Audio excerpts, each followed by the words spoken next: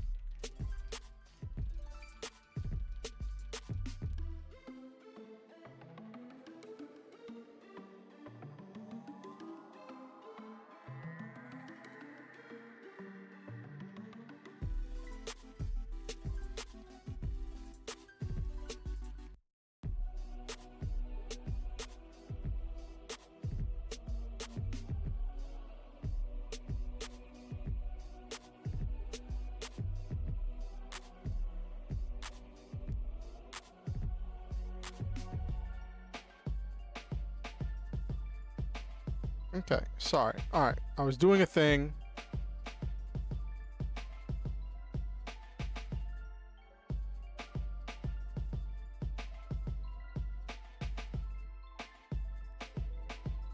Okay.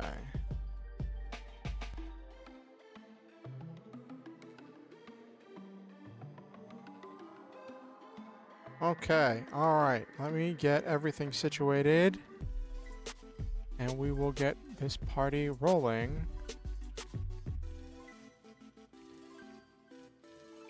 And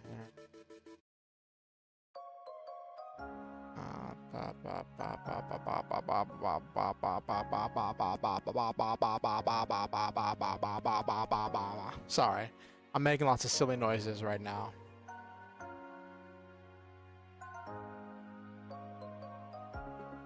Okay, all right.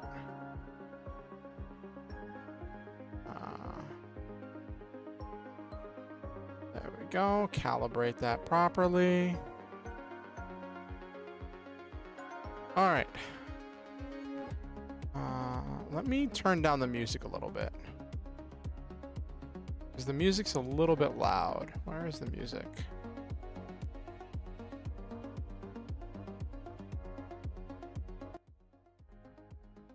There we go. Yeah, the music tonight's from GameChops, their video game study lounge live stream. I have a link to it in the description. They do original remixes of video game music, and I thought it'd be fitting for tonight. So they have some really great tracks, and not all of their stuff is safe for streaming, but the stuff that they have in the stuff that they play in their video game study lounge stream is safe for streaming. So that's what I use. All right, let me move. All right. Yay, Stream Elements bot always got me. Let's move to the just chatting screen. Boopity boop boopity boop. Come on. Come on. There we go. All right. There we go. So now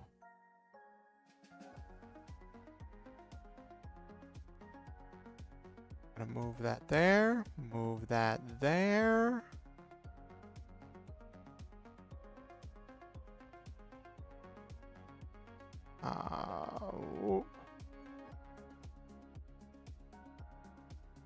Okay. Hey Silva, hey Nabiru. Alright.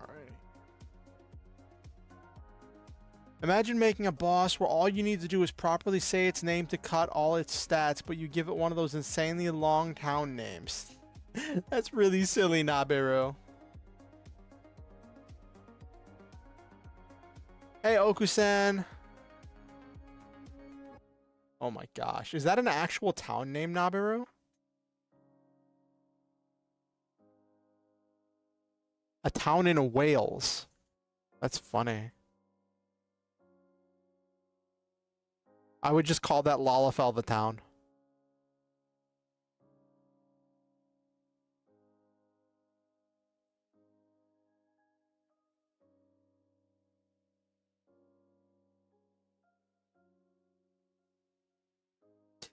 You know, as funny as it is, it like with him being like, isn't his like one of his things like being from Wales or something? Um, I could imagine him having a chat redeem that was just like, make me pronounce this word. Like after like the third or fourth time someone asked me to say it, I'd be like, all right, this is gonna be a redeem. You all spending channel points, or you have to spend bits in order to make me say this name. That'd be so silly. That'd be so silly.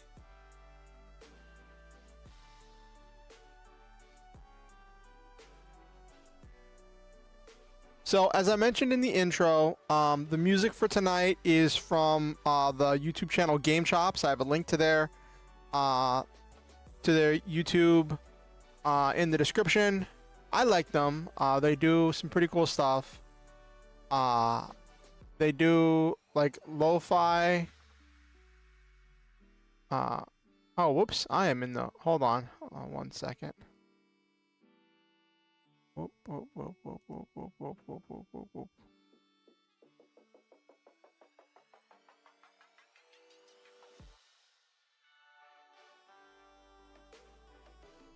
But it makes for a great TTRPG boss, because if they don't say it right, the boss's stats won't change. That is funny.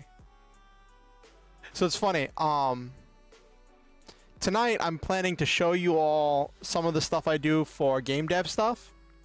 It's not even the longest town name in the world. Oh goodness, Nabiru. And I realized for a second when I was like, why are none of my shortcuts on my hotbar, that I was logged into the wrong account on the Foundry server. And I was like, what in the world? So we're going to be working primarily with my Sunday game.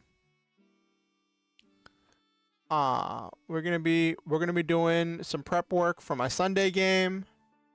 And it's completely okay that you're here, Okusen, because all the things that I'm gonna be working on tonight are gonna be things that your characters are gonna be introduced to very shortly, or would have some common knowledge of. And the stuff that isn't, I trust that you are good enough at separating player knowledge from character knowledge. So I am glad to have you, Okusen, and I always value having your input so I can bounce ideas off of you. You're like my personal soundboard.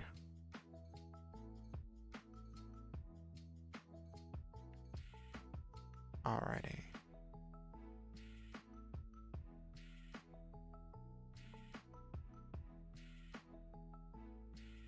So how was everybody's weekend? What'd everybody get up to? I had a really interesting weekend. Yes, always all the hearts for you, my moderator, Okusen. Oh my gosh, why is my model bouncing around so crazy? Is this because I have it on high performance mode? Am I too far from the camera? Who knows? But so like, I for my Sunday game have been kind of like lost as to what to do with it. Like I had a general idea of a storyline I was going for, but I didn't really know how I was going to get there, what the players were going to be dealing with, because like the main antagonist faction that I had the players squaring off against, the players went on a whole quest, did all this stuff in order to shut down that antagonist, at least temporarily, right? So with all that happening, I needed a new antagonist, because having good antagonists is, I believe, what drives a lot of stories, right? Having someone for the players to square off against. And so I was like, what do I do? Hey, Hattie. How are you doing, Hattie? How was your weekend? But yeah, I think that having good antagonists is a lot of what drives a lot of stories. And like,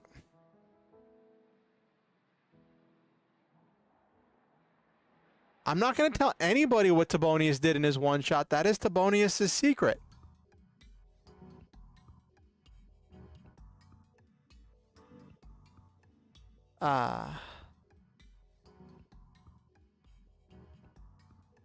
Family is over, so chill, but not chill. Been prepping for your own D&D campaign. Oh, that's cool.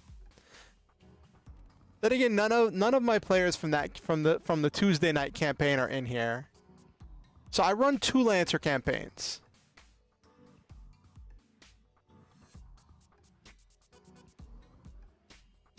So you're doing prep for your own D&D campaign? Oh, Silva's in your campaign. That's really cool. Yeah, so like I've been really lost as to what to do because my players, like when we started my Sunday campaign about a little over a year ago, right? Teaching 2 new players, that's exciting. Oh, that's really exciting. When I started, so I don't know how familiar you are with Lancer. You've probably heard us talking about it, Hattie. Imagine D&D, but the players are mech pilots. Like it's D&D with a lot of other stuff kit bashed in. But it's kind of similar in like combat mechanics, and it has a really deep and rich lore. And it's really fun. I really enjoy Lancer. I think for a while, I was feeling kind of lost. Like when I was working on my game dev stuff, I was talking about how like I felt like I wasn't really enjoying the. Oh, you want to try out the Avatar: Last Airbender or TTRPG? That does look fun. But like for a while, I was feeling kind of lost with Lancer. Like I wasn't sure that I was really enjoying it or that I was enjoying the tactical side. And I think part of it was because I wasn't working with any pieces that I wasn't working with any units or storylines or characters that I was really motivated by. Oh, you pre-ordered the Final Fantasy 14 one? That's cool. I saw a video where someone was talking about the Final Fantasy 14 TTRPG and how like it's going to be so revolutionary for role players because like right now in the roleplay community for Final Fantasy 14, like if they want to have a battle between 2 characters, they usually have to kit bash some kind of rules or come up with some kind of a thing, and it usually is really messy. So then the thought of having actual rules for each player class is really exciting for the RPG community, for having rules for putting together scenes and running situations and creating things for their characters in their RP session. One Piece D&D and Pokemon D&D. Yeah, Pokemon D&D is really interesting. But anyway, so I know you're going to be a Dragoon. Everybody knows that you're going to be a Dragoon, Silva. People who've never met you know you're going to be a Dragoon. But so I felt like I was kind of lost for a while. You'll be the machinist. Yes, Coxgun. Yes.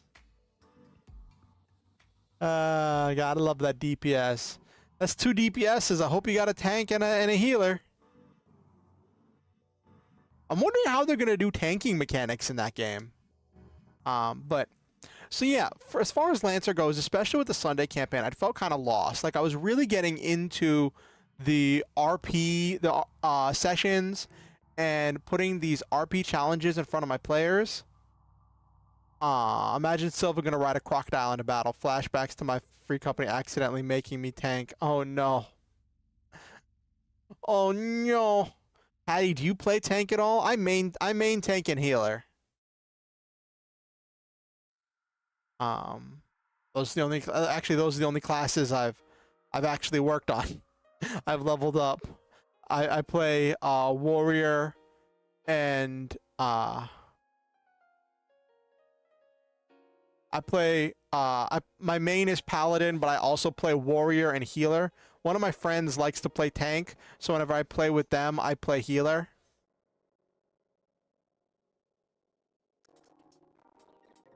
Mm-hmm. Tanking is fun. I actually had a funny thing where I was doing the leveling roulette the other day as healer, right? And like the tank was like sprinting and getting and pulling all of the mobs. And they were setting up for wall to wall, right? But the problem was we were relatively low level. We were like level 20 because of the dungeon we were in and level syncing. The only heal that I had was Cure and Medica. And in the dungeon we were in, they were running down this winding, twisty, turny hallway, and they kept taking damage as they were running. And I kept losing line of sight on them, so I couldn't cure them because they kept sprinting ahead. So I couldn't cure them. They kept pulling. I couldn't catch up to them. And I had tried like 2 or 3 times to try healing them, and I couldn't get to them. And I should have just used Medica. I should have just used Medica as an AoE heal. But I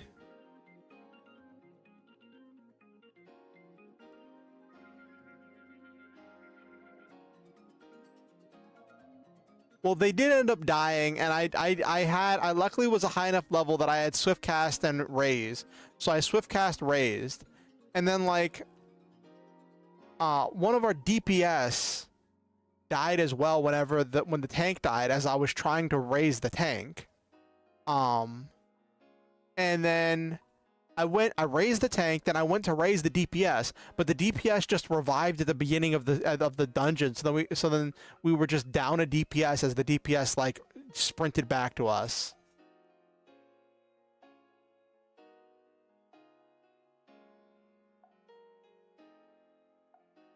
It was just really funny because like I was like, I could raise you, but they just went to the start of the dungeon and ran back. And I'm like, what? And the rest of it just kind of pushed forward, and it was just really messy. But I didn't mean to let the tank die. I don't want to be that person to be like, I will let you die to teach you a lesson. I understand some people are like that, but that's not really what I'm like. Anyway, I got distracted. So I get distracted a lot, actually. It's funny when I talk to my therapist and like we do the mental health checkup every few months, right? And then one of the questions is, how often do you feel that you get distracted and can't finish things? And then I'm like, every day. Like, I take medicine for it. I go to therapy and have a lot of coping skills, but I still know that I at least get distracted. But it's not for me. It's not about not getting distracted as much as it's about getting where it's not so much about not getting distracted as much as it's about getting stuff done and being able to like get back on track after being distracted. But yeah, so I've been feeling kind of lost with my Sunday Lancer game as to like what I wanted to do, what antagonist I wanted to have. And like originally when my Sunday Lancer game started, it started with me doing a translation of the initial adventure of D&D, Lost 5th edition, Lost Mine of Phandelver. I was translating Lost Mine of Phandelver into Lancer. That's where the campaign started, right? And then I slowly expanded it, and my brain kind of did a Super Robot Wars where I started adding in all the things that motivate me, that interest me, and I've noticed that like I'm at my best when I am letting those intrusive thoughts kind of win and adding unique things to create unique experiences for my players. That is when I've had the most success, has been whenever I'm kind of just letting my brain combine a lot of different ideas, because that's what I'm really good at, right?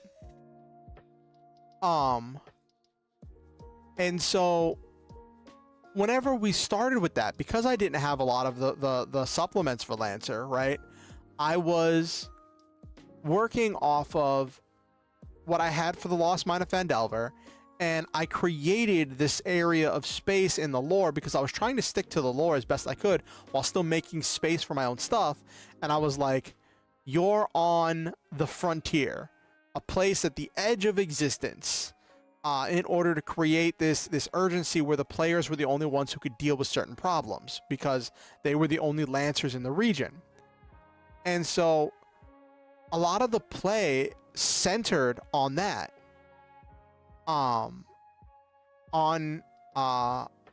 Centered in that area.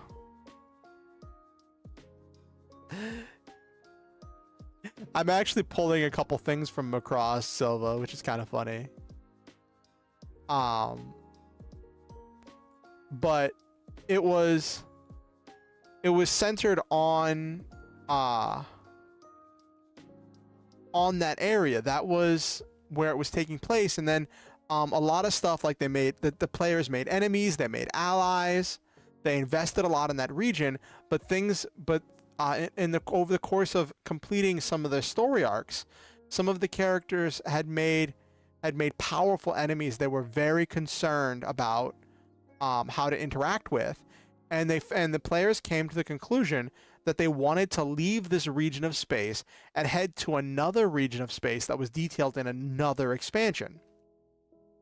They're like, let's go to the place I made was called the Frontier, and the players were like, let's go to the Dawnline Shore, and let's go to the Kraken Trade Baronies, which is another thing. That's another expansion. It's essentially an entire other setting that exists within Lancer, within the Lancer core setting. And like, the players said that they wanted to go to the Trade Baronies. They wanted to go to the KTB. And I was like, well, now I have to learn this, because I had a grasp on like the Frontier because I'd created that region of space, right? I knew what was there, kind of, and I could come up with stuff, and I knew all the different factions that were at play. But then coming up with the new factions and the new things that were at play was just really feeling kind of lost. And we had it was like 3 or 4 months in game of 3 or 4 months of real time that we were just like in transit because of all the adventures, and I had them going on different adventures over the course of the transit to the Dawnline Shore. And they went on all these adventures, and then they got to the Dawnline Shore, and I didn't know what to do with it. I was tinkering around with a couple things, and then so at this point in the story, as I'd expanded the story, I had pulled story elements from D&D, from the Lost Mine of Phandelver, which is where we started, because like I'm kind of at my best when I'm pulling in all of these different ideas and making them my own. I started introducing a storyline that was based on Ghostbusters. And I started introducing some story elements from Skyrim, which is really funny because I've never played Skyrim. I'm basing it off of a basic wiki knowledge of Skyrim, which is really funny. So I'm playing with some Skyrim elements for one of the main stories, right? And underneath that, there's this other story that I'm working on,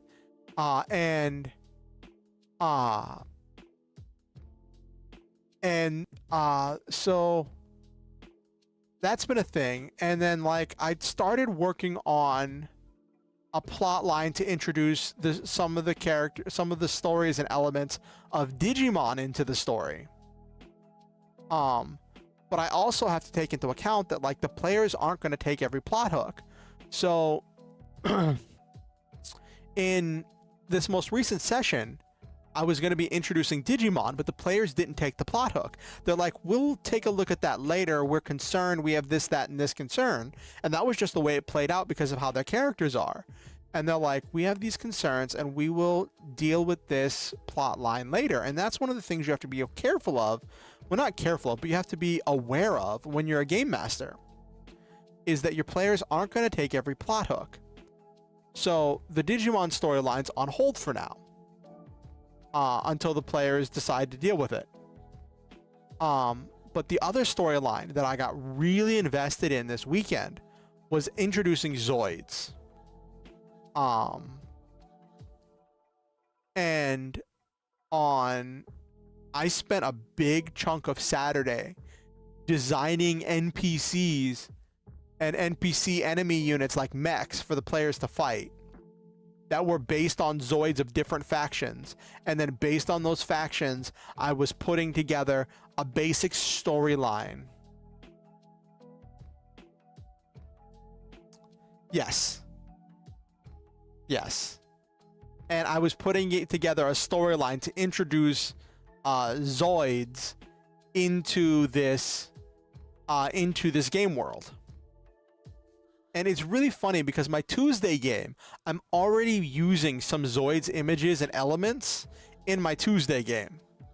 But that's from a different Zoids series. I'm using stuff from Zoids Genesis for my Tuesday game, and I'm using mostly stuff from Zoids Chaotic Century and Guardian Force for my Sunday game.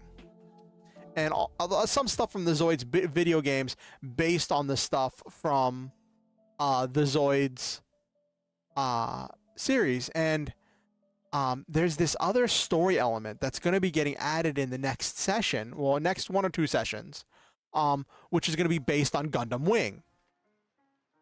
Because I throw everything together, right?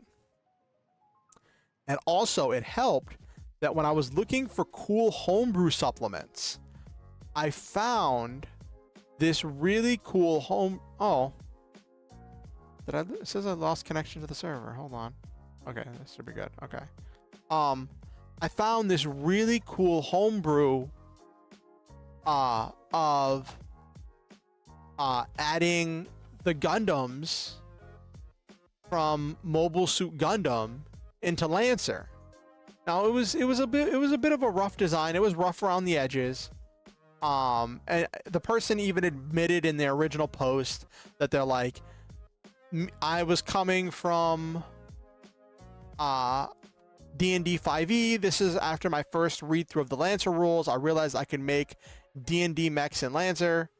I can make Gundam mechs in Lancer. So I just made this, and like there's still some things where they said disadvantage instead of difficulty and advantage instead of accuracy, and some elements just don't exactly translate all the way. But I was like, with a little bit of editing and work, this could be really cool. And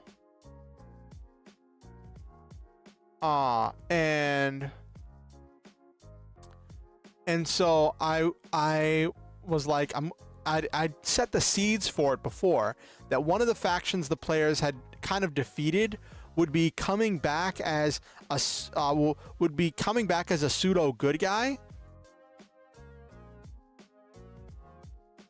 Oh, now you have boozy butterscotch almond coffee. That sounds exciting.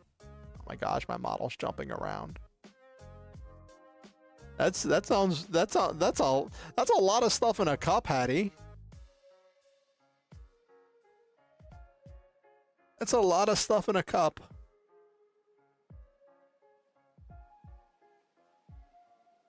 But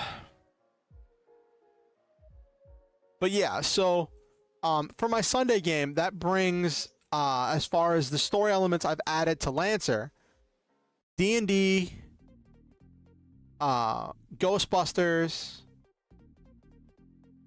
Skyrim, Digimon, Gundam Wing, and now Zoids.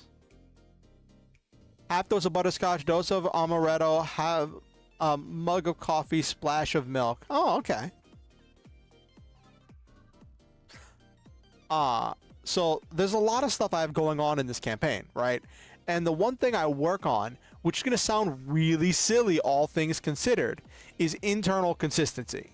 Is actually having all of the different elements that I'm adding to the game fit within the game. Well, no, I'm homebrewing Zoids into Lancer, Hattie.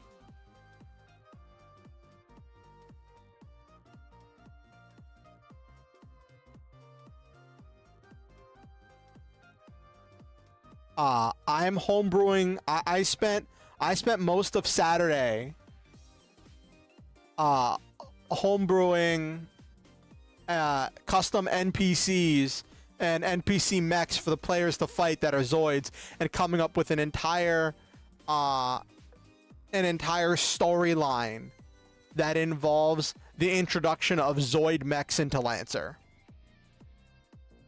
I don't have any player-sized mechs for Zoids right now. Right now, all the Zoids are NPC style mechs. Oh no! Hey Okusen, the Foundry server just went down.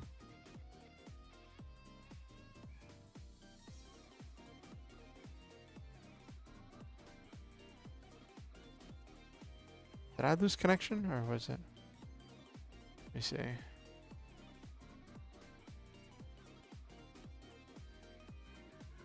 Alright, I'll ping Okusen. I don't know if they're still in chat.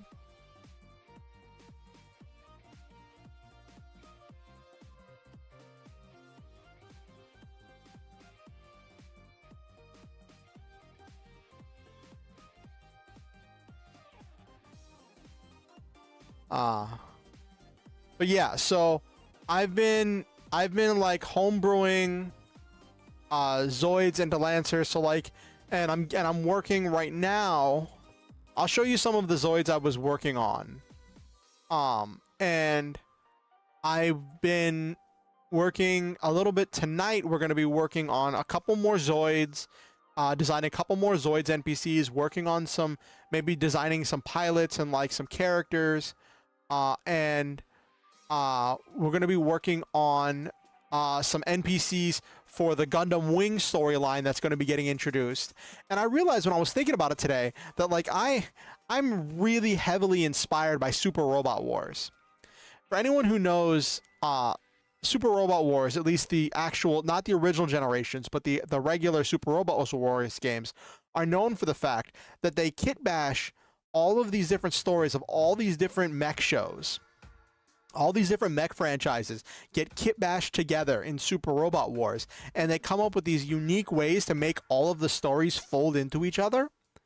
And I'm like, that is like very much my creative style. And looking back on my experiences, I realized that like that's a lot of where I'm at my best, is whenever I'm just pulling in those ideas from different places and letting them inspire me, and editing them and adding and taking these things and putting them together into unique ways. And so it's been kind of revolutionary, kind of learning that about myself, because like when I like, we're gonna have a bit of a history moment that we're gonna get into the NPC development. We're gonna get into the NPC development in a second. When I really got into RPG stuff, right? I was doing D&D 5th edition a lot. I did that for years. And I was known for doing some kind of off-the-wall stuff and really delving into the player characters and stuff. And I got a lot of accolades for that from my friends for being really good at that, and it was just my thing. And I learned a lot, because not everything was good. There were some rough times where I made some mistakes, and I learned. But then I learned Mutants and Masterminds, and it was like this huge opening thing for me to like learn a whole new game system, a whole new way of storytelling. And my first real like I had some short-lived one-shots here and there of Mutants and Masterminds to get a feel for the system. But my first long-running Mutants and Masterminds campaign was a story in which, because Mutants and Masterminds is a superhero RPG, and in that story, the whole thing was that there was some academy that trained heroes, and that like all of the different fictional universes were all connected to this one interdimensional place that existed between dimensions, that was where the school was for superheroes, and the players were students, and they were going to get taught by the heroes from all of these different franchises, right? And I let myself be inspired by all of these different franchises and all these different IPs and all these different ideas, and found unique ways to fold them together to represent those characters and to essentially create the ultimate fan fiction, right? And my players loved it. It ran for I think at least a year, and it was a game I was playing. I was playing that game at a local game store, right? And then we moved online for the last little bit of it because pandemic stuff. And I felt great about that game. We ran 2 seasons of that with 2 sets of player characters. And the first season's player characters came back as NPCs in the second, and it was this like long-running, very fun and exciting game. That I don't remember the ending, I'll be honest. Maybe my players remember the ending. Might have had a bigger impression on them than it did on me. And then like I took a break from game mastering for a long time because I was dealing with IRL stuff. And then I came back to game mastering, and I wanted to get back into making not game shows, but TTRPG like actual plays, right? Because I did that once, I got a taste for it, and it was exciting, it was great, and it was so fun, right? And even when I did my TTRPG, even when I did the Cosmic Corsairs, a TTRPG actual play that I game mastered, which was huge and revolutionary for me, I based key parts of that storyline on Gundam Unicorn. And I was pulling lots of stuff, lots of ideas and story elements and not mechanics, but a lot of story elements and pieces, and I was kit bashing them together into this new and original world. And that was what I did, and that went really well. And then when I came back, I tried to allow all of my own original stuff I tried twice to do actual plays. And I think they're both like, there's pieces of both of them on this channel. And like it was kind of funny because I was doing very low budget. We were using other people's artwork. We were using like regular copyrighted artwork. Like if it had ever gotten successful, I would have gotten in so much trouble. But like they weren't successful at all. And coming to the realization recently that like I'm at my best whenever I'm putting together a lot of different ideas, and I'm going where the inspiration takes me, and I'm letting myself be inspired. When I let myself be inspired by other things and take those inspirations and run with them to create new and unique things is when I'm at my best. And those failed times when I tried to run actual plays, I think a lot of that was I wasn't doing that. Or at least I wasn't doing that enough. I was so focused on trying to create my own story, and create everything myself, that like I was just getting lost in the sauce, and it was just not super great. So I've decided I'm going to embrace the intrusive thoughts and add in tons of stuff. But as I don't have a way for players to play Zoids yet. I mean, we could probably, if I had a player who wanted to play as their mech was a Zoid, I could probably just describe some of the mechs as Zoids. It could definitely be done. But right now, I'm working on NPCs. Let me see if Okusan has responded. Okay. So I was going to show you all the how I do things on Foundry. That was going to be the next thing we were going to work on, was going to be Foundry. But the Foundry server just went down. And I'm wondering if Okusen lost internet connection or something. Because I could not afford Foundry. So Foundry is a VTT, a virtual tabletop. And it is a one-time fee of, I think, like $50 in order to buy the license for Foundry. But the one thing is, you have to create a server yourself. Like, you can create a server yourself for free if you know how to set up port hosting, but then everything's going through your computer and it's all stored on your computer. You can pay to use some other servers, because there are some pay-to-use servers for Foundry that aren't that expensive. But I've just been using my friends' servers and my friends who've bought Foundry, and I've been using that. Like I said, because my financial situation doesn't let me buy Foundry. But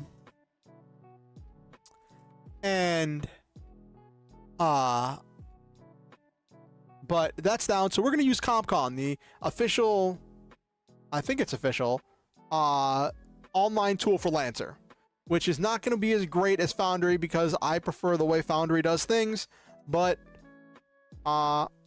we will make it work. We will make it work. Okay. So, let's get started. Okay. All right, let's get to the business.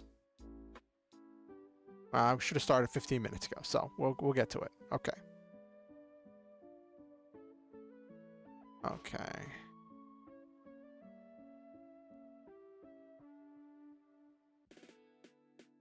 The one thing I don't like about CompCon is CompCon doesn't let you edit NPC entries.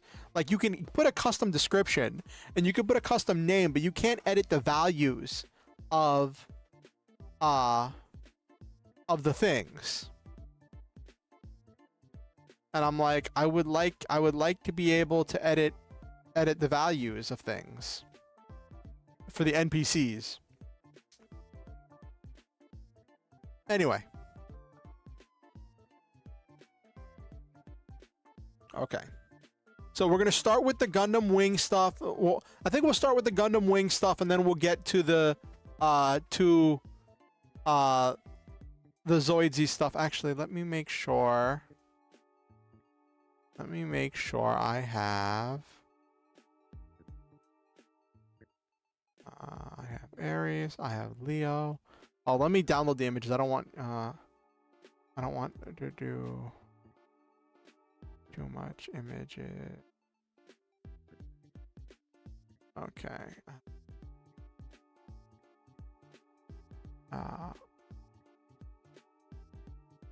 I'll try to show as few copyrighted images as possible.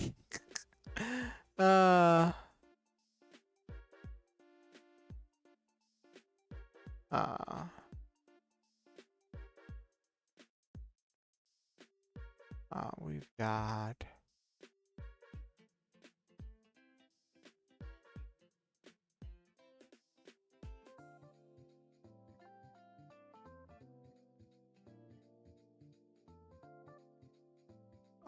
got that.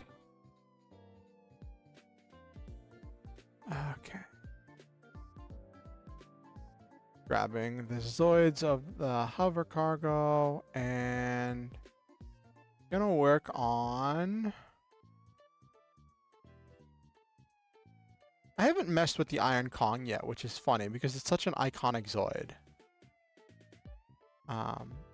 Oh, is there not one for the Whale King?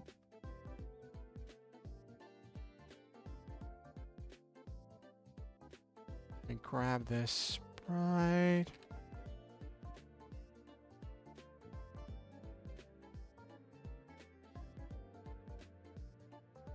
There we go. Images. Let me find this.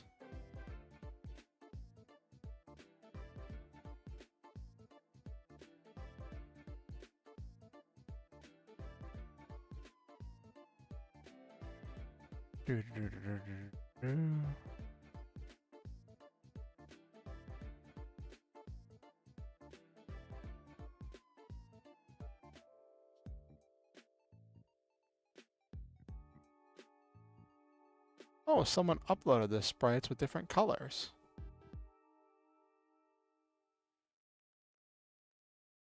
Can I? No. Oh, I'm not.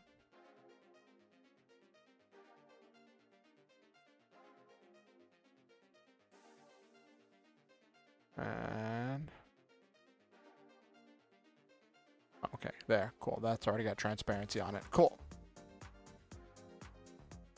All right, so the two Zoids we're gonna design tonight are gonna be the Whale King and the Hover Cargo, because I want there to be cargo transport equipment for the two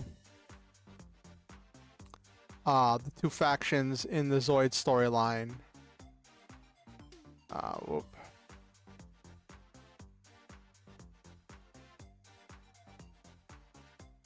And boop. Alright, cool. I refuse to use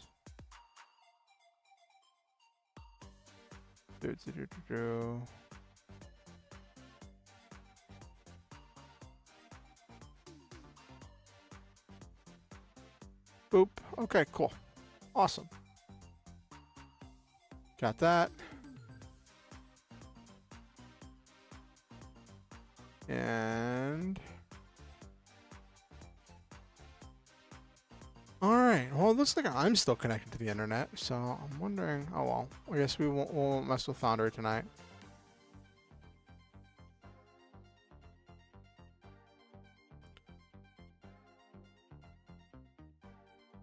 We're messing with CompCon, so let's get it started. Oh, did I grab the? I didn't grab the tall geese. Need to grab a Virgo and need to grab tall geese.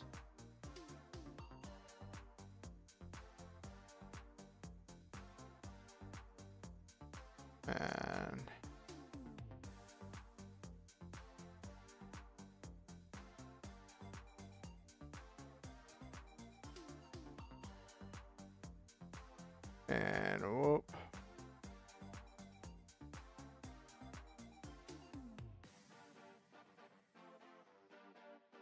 Alright, and boop.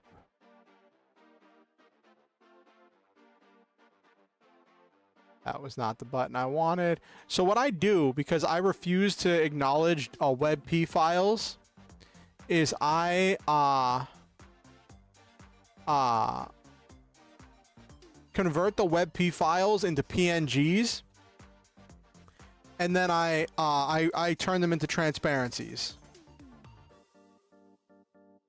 using some online tools. All right, there we go.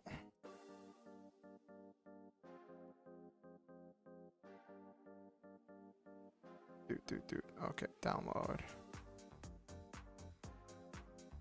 And then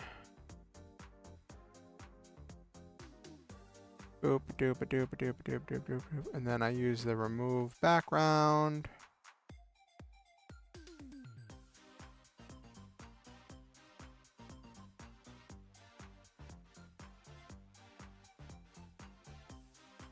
All right, there we go.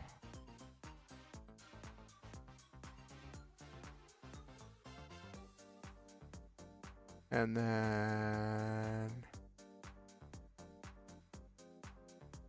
boop doop. Okay. So this is the one thing, like the whole like removing backgrounds and stuff is one of the things that I really appreciate about modern technology. I don't know if it's AI. I don't know how it works.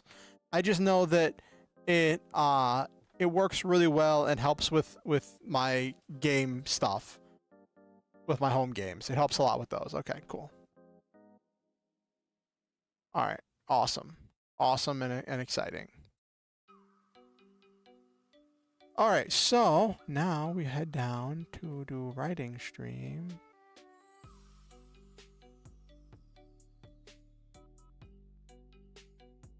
Okay,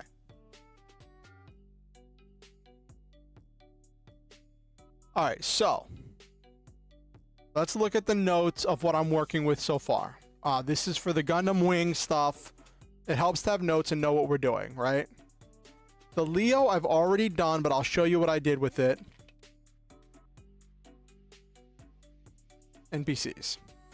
Leo is an assault, which is the assault is the simplest and most common NPC type.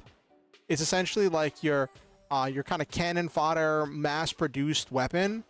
It's not technically a grunt unless you give it the grunt template. And how you make NPC mechs in Lancer is you give them a class and you give them a template, and you can choose optional items in order to add from their class and template on top of the base things their class and template give them, in order to construct all of the pieces and options of the mech, in order to get all the things the mech can do, right? Which is it's a very interesting system, and it is very different in a way from how the players build their mechs, and that actually has like this difference in that little difference in style of like how they're assembled actually represents something very interesting, because player mechs are innately paracausal, which is essentially Lancer speak for space magic. Like Lancer has technocausal space magic.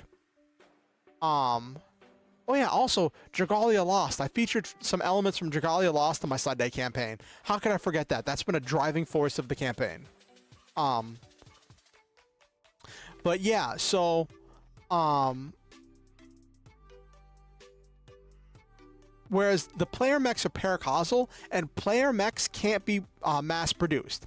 Player mechs are always very specific to a pilot, and should a pilot so everything uses advanced 3D printers, and then you essentially, as you level up, you gain licenses, which gives you access to pattern groups, to like the actual downloaded patterns. But it's not just being able to print them as much as it represents you having the training in order to be able to know how to use them effectively in combat.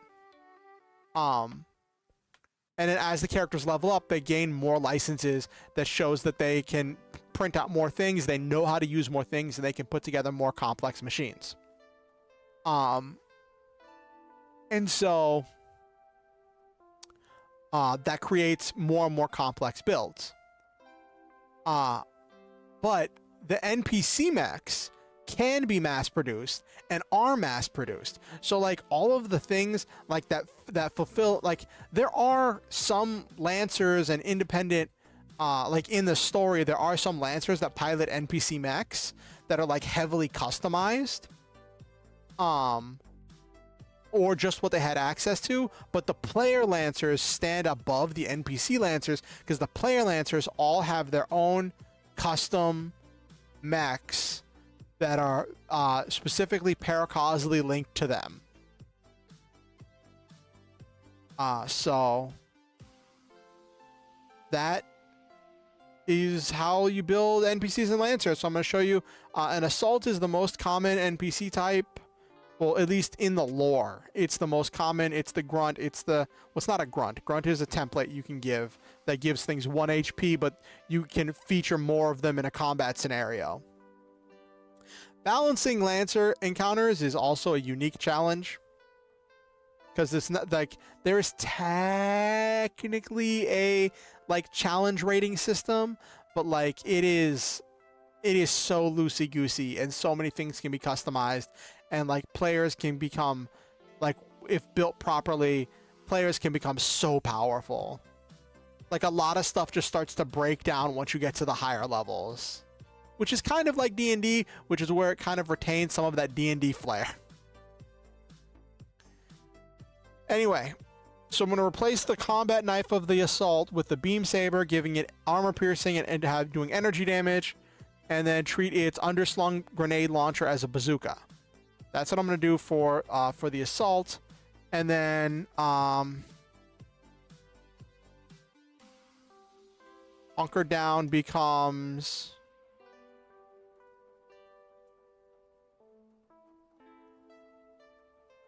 Shoulder mounted shield.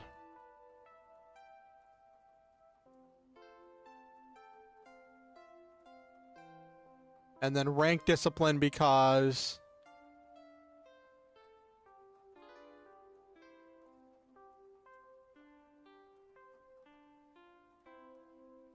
military training. Okay. All right. So. Boop a doop a doop a doop doop doop doop doop doop doop doop doop. Now let me show you. Boop a doop. Okay, so this is my build of the Leo. I'm building it at tier 2. You change the tiers based on what level the players are at in order to determine how much, like the tiers change some of the stats as far as the HP or the speed. It's different for each one, a lot of what they change. And it changes the base damage of a lot of abilities and skills. But it also can change. It can also change what size some things can be.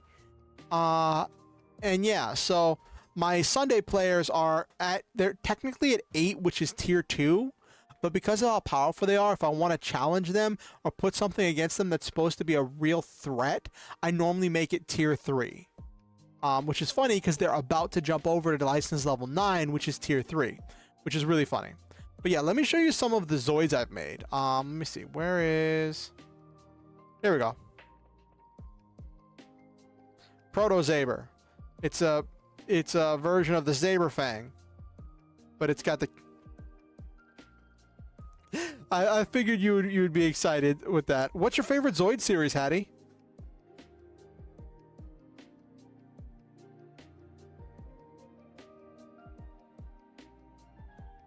So I made this using a New Century Zero.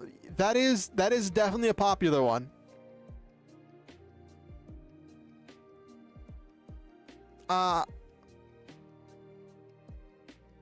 Sure thing, Silva. Sure thing.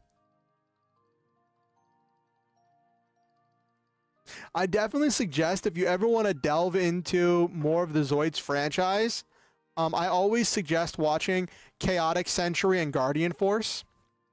They have very in-depth, they have great characters, a lot of character development, and a very fun story, a very fun and compelling story that deals with military strategy, political maneuvering, and a lot of the stuff was like opened my eyes to a lot of like crazy thoughts as a kid, because like watching a war movie as well, it was like Kitty's first war movie, not war movie, war series. And the storyline that I'm featuring in the storyline I'm featuring for my Sunday game is based on Chaotic Century's story. So I featured a lot of the Zoids from there as NPCs. Got the Sinker. The players just found this one. The Death Star. Look how big it is. It's so big.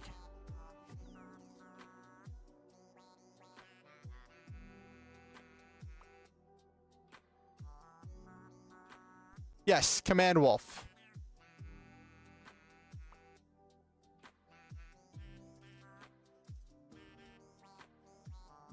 I made a Command Wolf as one of the other NPCs that could be an ally. There was another one. I gave it. It's got its claw. It's got its back-mounted rifle, and it's this unit is quadrupedal, and it's all about being able to use its Overwatch, which is essentially its attack of opportunity, and being able to utilize its attack of opportunity to impose different debuffs on the enemy. That was what I went, because it's all about the strategy. No.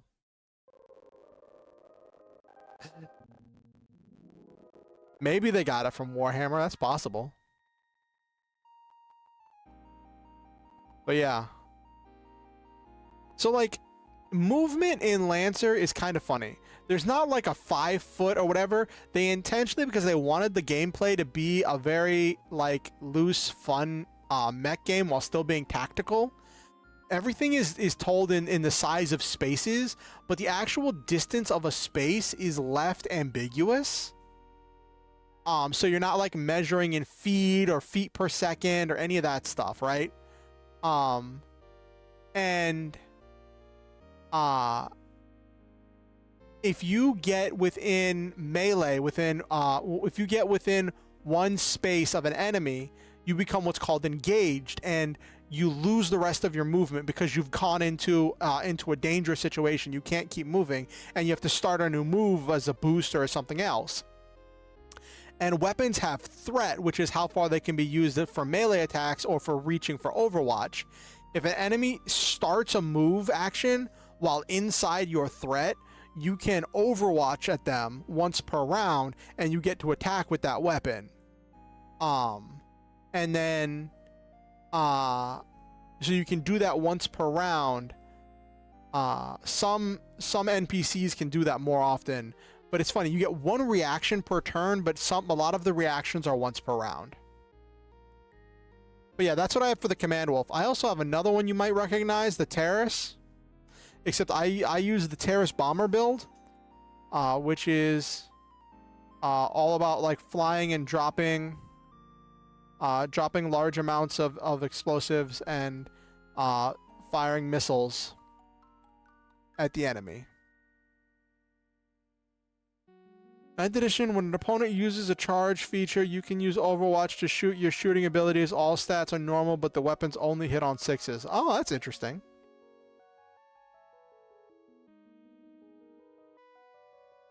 I also have the Shield Liger. I kind of had to kit bash in the energy shield.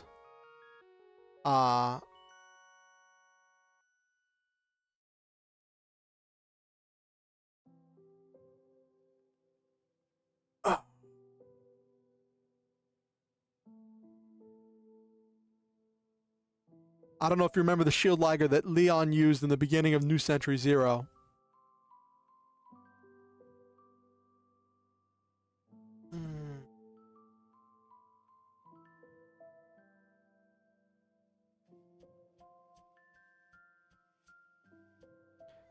Okay.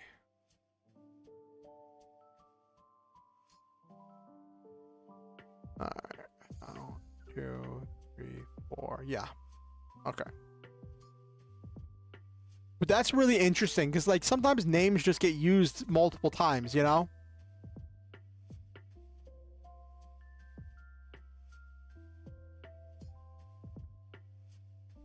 Ugh.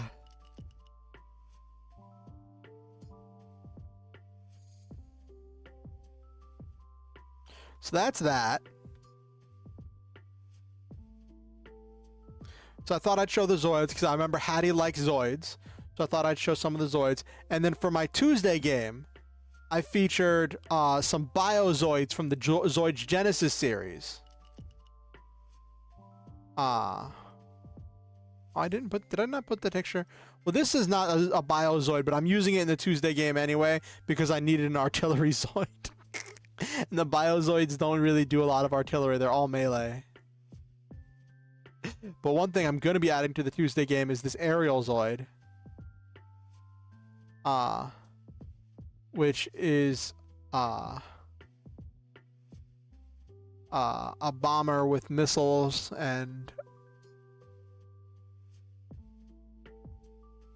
not much else, but it's got the whole thing that it's like it's living with living weaponry, so when it reloads its missile swarm, it regenerates health.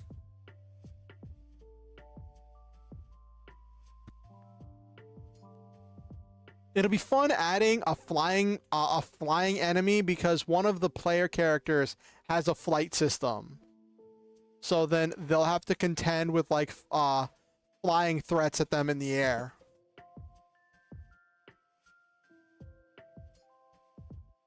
But yeah. So it's funny. I've implemented Zoids very differently in both of them, in both of the both of the games I run. In the Tuesday game, I'm featuring them as these biomechanical monstrosities that this villain has created, that feature organic components, and the first few of them that the players interact with don't even have pilots. They are just like running on pure instinct and very simple instructions, right? And they're very deadly, very threatening, and very powerful, right?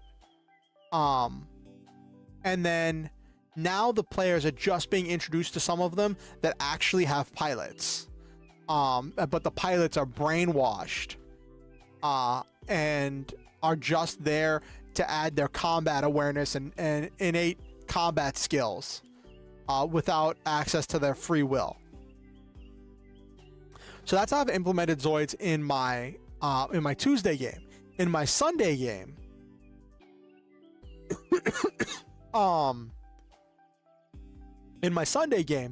the Zoids are introduced as new things where, like, Planet Z has reached out and joined the Lancer universe and has joined the Kraken Trade Baronies, and they're a new miner house with this unique technology that it has proprietary and exclusive to them. And it really worked really well. Anyway, for the stuff I'm doing for Tuesday, I designed a Leo, which is an assault, and then an Ares, which is an ace, which is about moving really fast. I'm going to give it an assault rifle, but I can't give it that in here, so I'm going to have to give it that in Foundry whenever I import it to Foundry.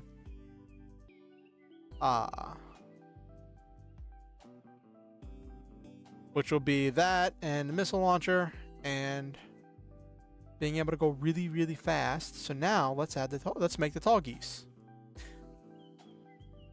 Tall geese. I've debated if I want the tall geese to be bigger. Like, I could make the tall geese a berserker, but it's got that long range Dober gun.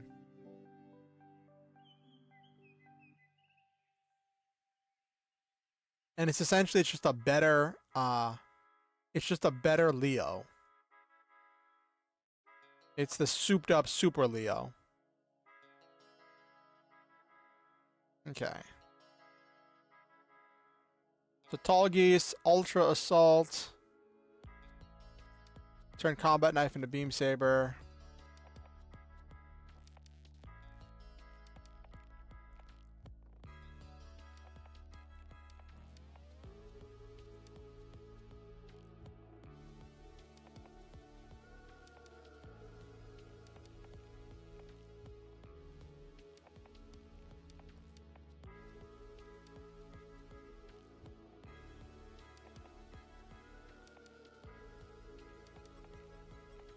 Gotta make the tall geese just like the pic you just sent me. What did you just send me, Silva?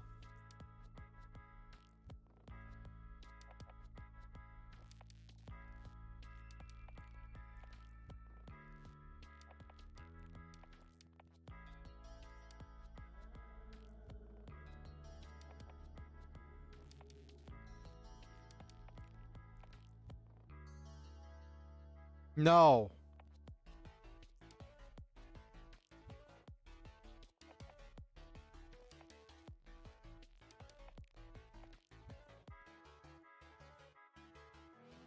No, Silva.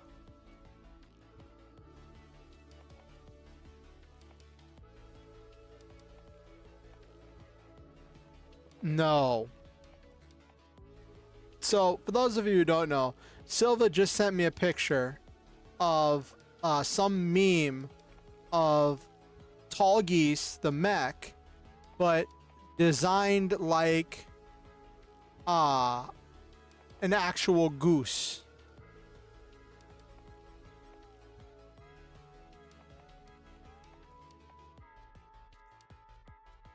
No, I'm not. How am I going to show it? I'm not logging into Facebook on stream. No.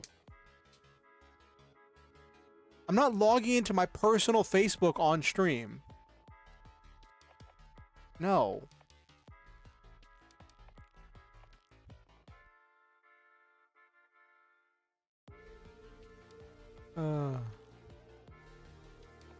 So beam saber. Okay. Add features, high impact round.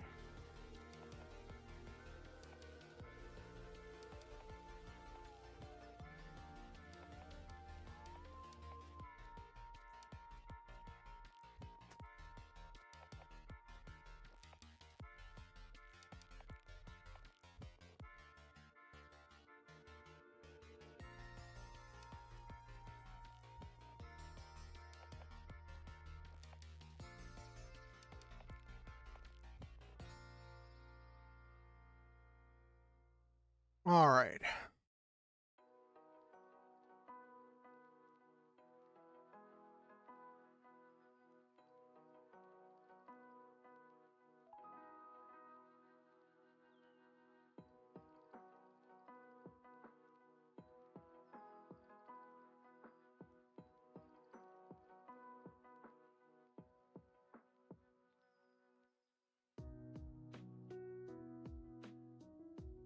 Okay.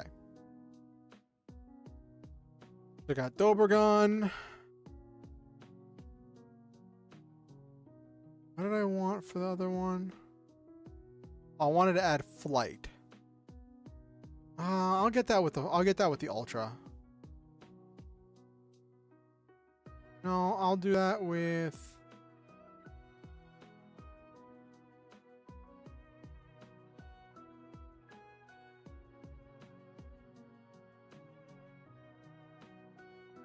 We will just ignore this and rename it.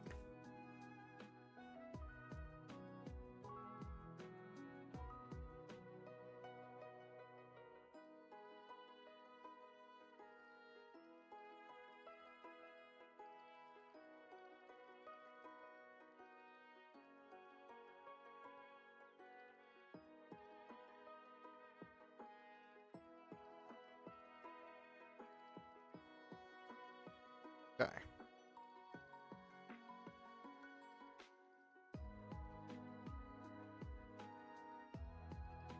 All right, and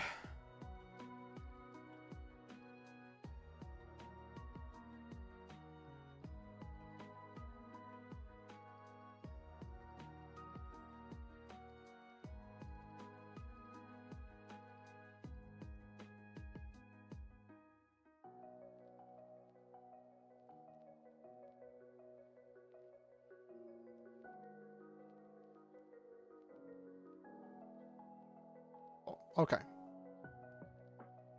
That marks that the has the flight boosters. Okay.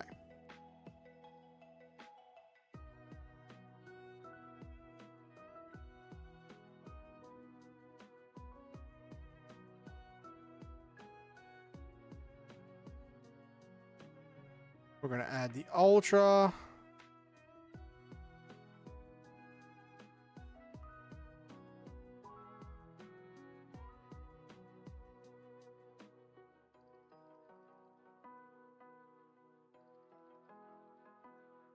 So Ultra essentially makes it a boss monster.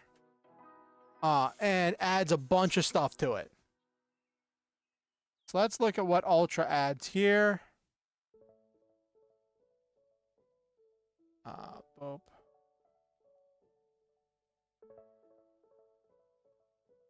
There we go. I'm like trying to keep track of everything on my screen. Ba-ba-da-ba-da.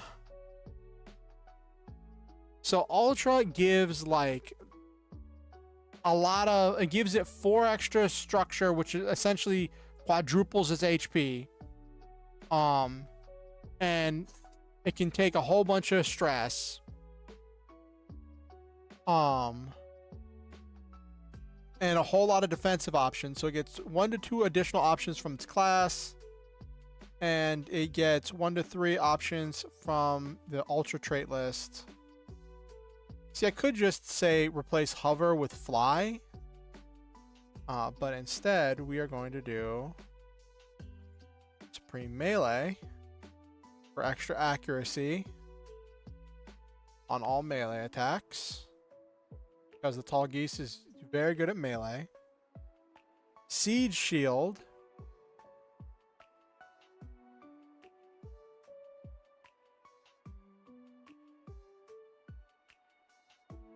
Isn't it a siege shield? Yeah, there it is. Resistance to all damage that originate from beyond range 3. So long range attacks don't do as much damage to it because of its thick armor. And lead the charge.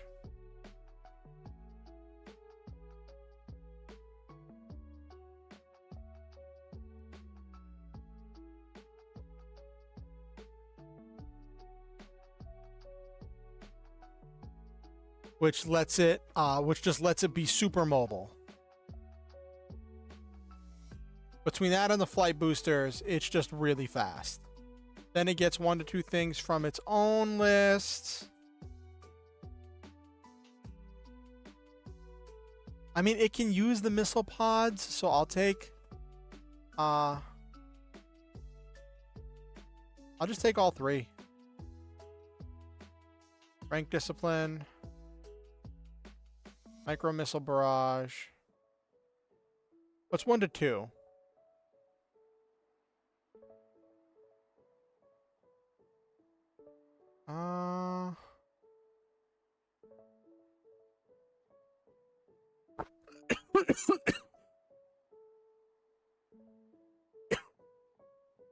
Sorry, I feel like I have to cough and sneeze at the same time, but it doesn't want to come out. Okay. There we go. Built the tall geese. Built the Ares. But the Ares was just an ace with an assault rifle and a rapid response, so it can go really fast. And like these, the Leo and the Ares are like things that are supposed to be like mass produced, like able to fight in large numbers. Since neither of these have templates as far as balancing goes, as long as you're on the right tier as the players, you're generally supposed to be able to have 1 to 2 non-templated NPC mechs for every 1 player mech. If you go down in tier, you can get more numbers. If you go up in tier, you generally want to have less numbers.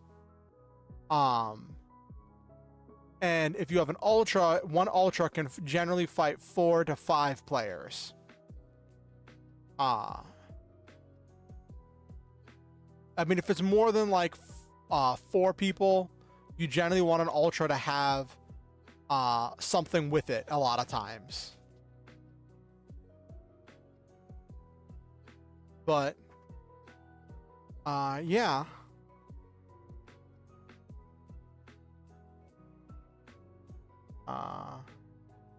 What is the heavy assault rifle like? I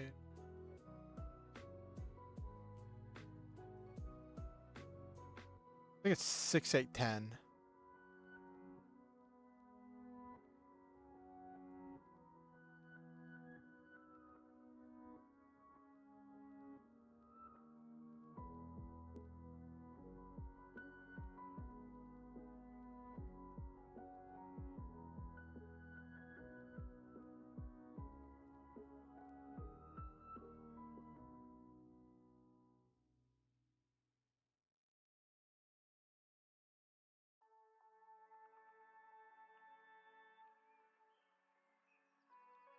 Ten kinetic damage, 6.810.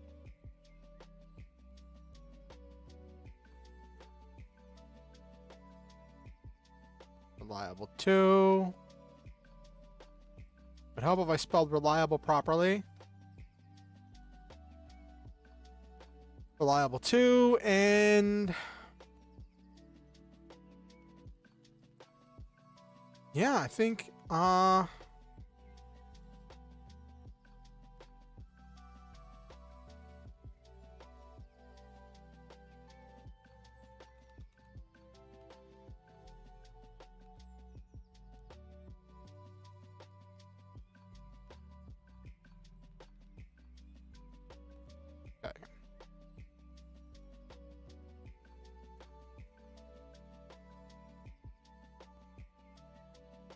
2, so it's 1, 2, 3 for the attack bonus, and no accuracy. Okay.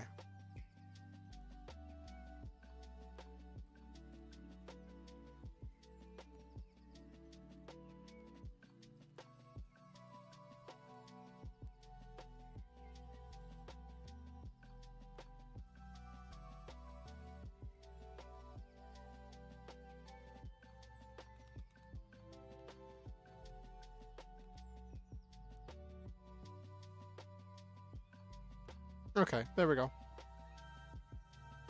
Heavy assault rifle.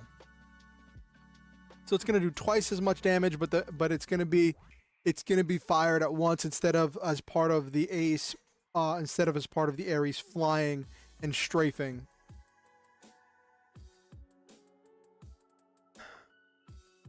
Well, the thing is, the strafe mechanic does half the damage.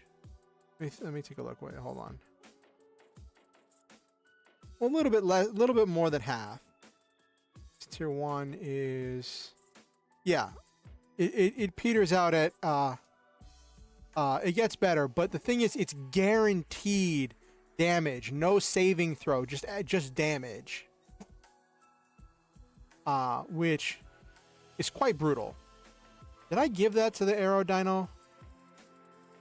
No, I just gave it Bombing Bay and Missile Swarm.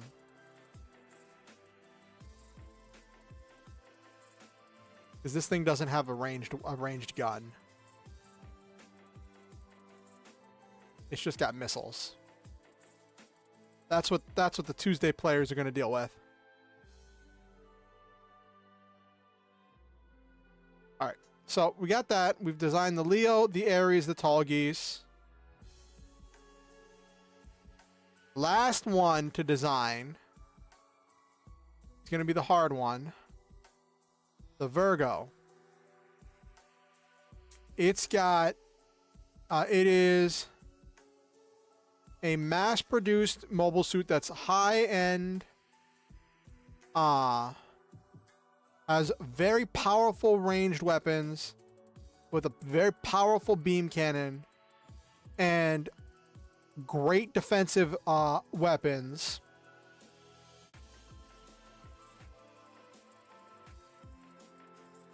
I'm thinking maybe an Aegis with a really powerful gun.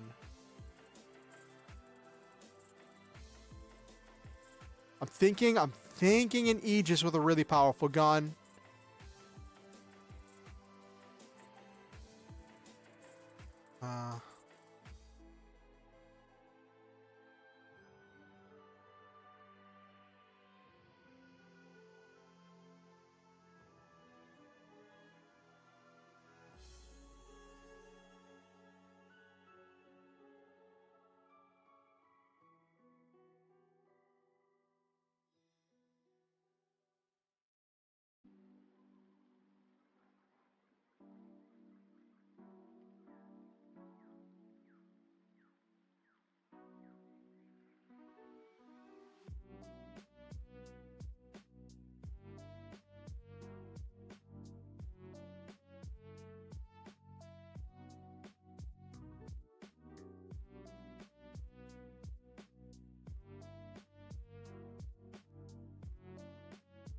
AI controlled. Were there any, I forget, were there any battleships in Gundam Wing? That actually got me thinking. Were there, I don't remember there ever being battleships in Gundam Wing.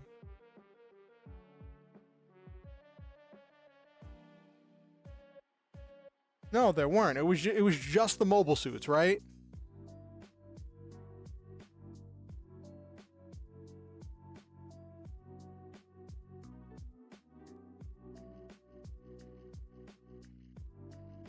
They had carriers.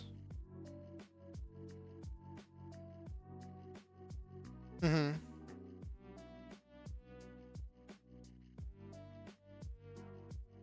So I'm thinking Aegis because it produces the defense net. I would just have to buff the laser.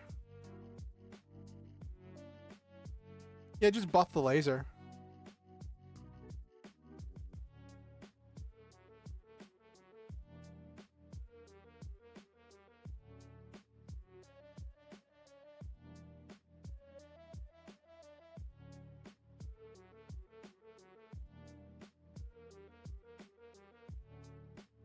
Give it a hard light cover system.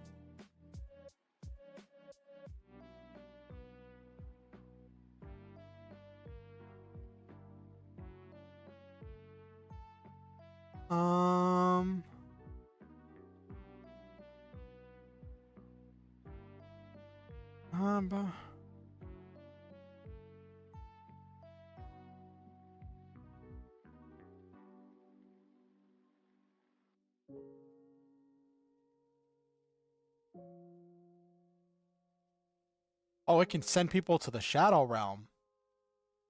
Oh.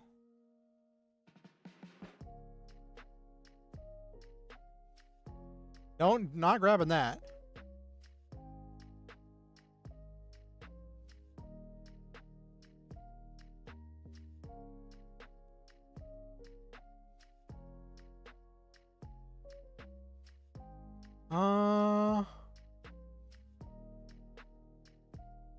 It's just a big energy shield.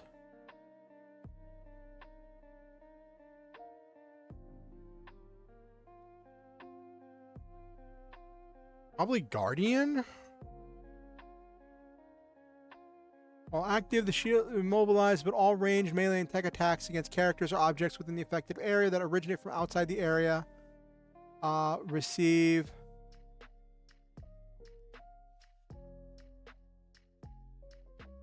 Oh my gosh, Nabiru.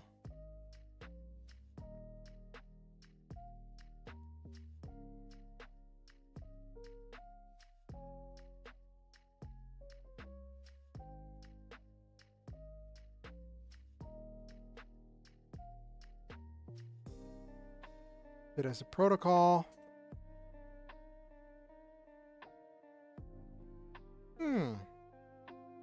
So buff the light laser.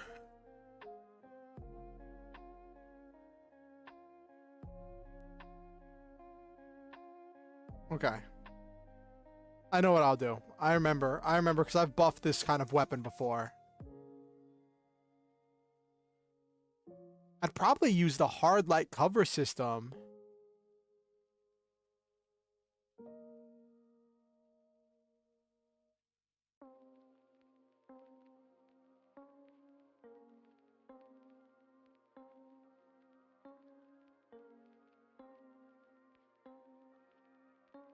Hard light cover system and Aegis. And I mean and Guardian. Okay.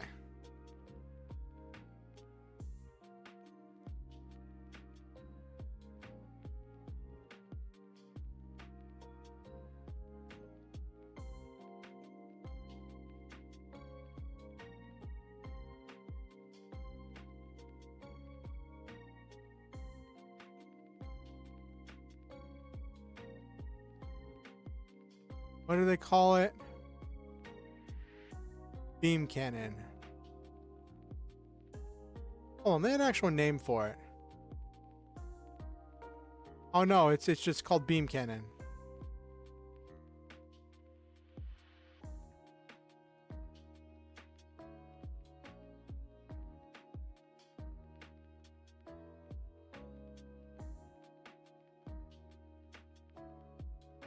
Range 10.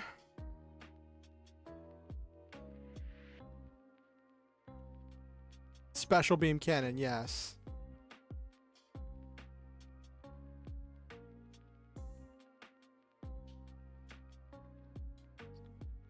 So if top one is 10, one below is 8, one below that is 4, because 4 plus 3, or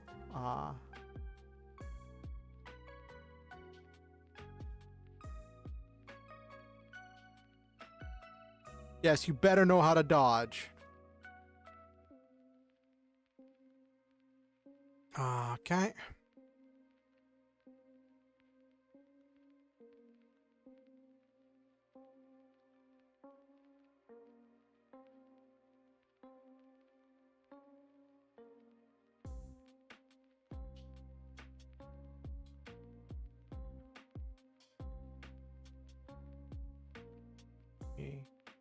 Oh, because it stays 3, but it goes down. Okay. Yeah.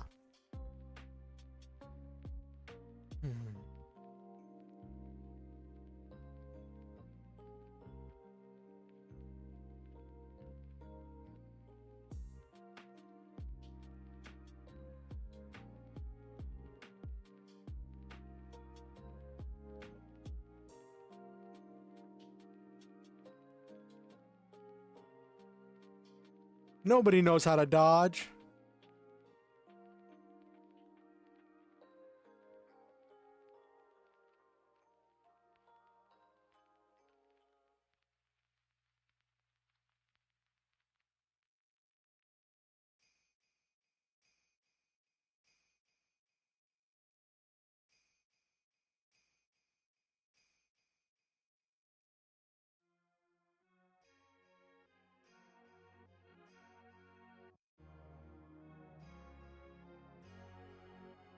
There we go.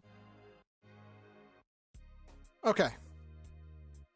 Put all the description of the heavy cannon. Is that's essentially on par with my Death Sword design, right?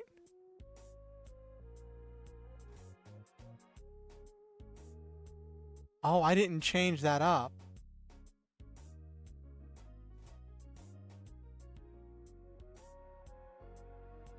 No, the gun sniper was what I based it on.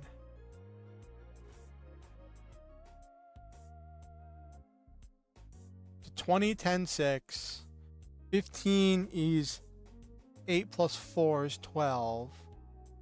And then I'm converting some of the damage into burn.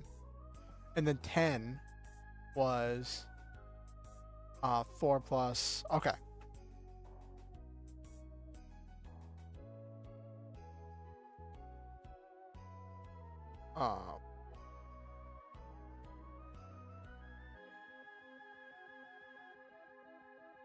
Yeah.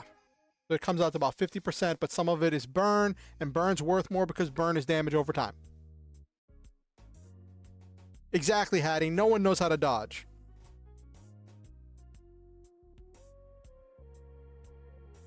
Alright, I need to give it armor piercing. Okay.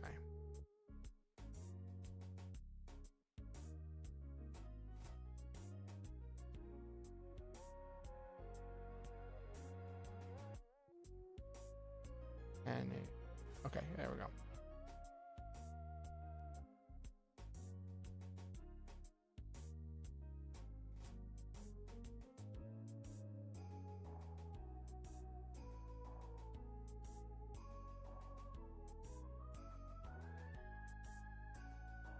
Okay, there we go. So it's got a big gun. It's got a big cannon that just makes it strictly better. And I'm going to give it hard light cover system.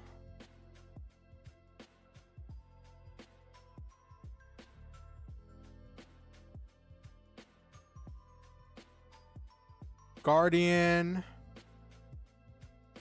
And then the template for RPV, which makes him vulnerable to being hacked, but it gives them bonus HP. And says, because it has no pilot, it's permanently impaired.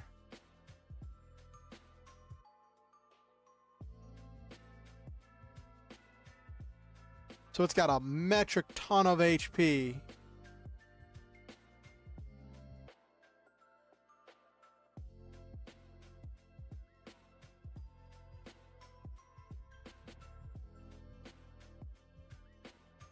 How much? Wait, does E just not gain HP? Oh, it gains armor between tiers. Okay. So tier 2 and tier 3 have extra armor. Okay. So it's got thick armor. Does the Virgo have armor? Have thick armor?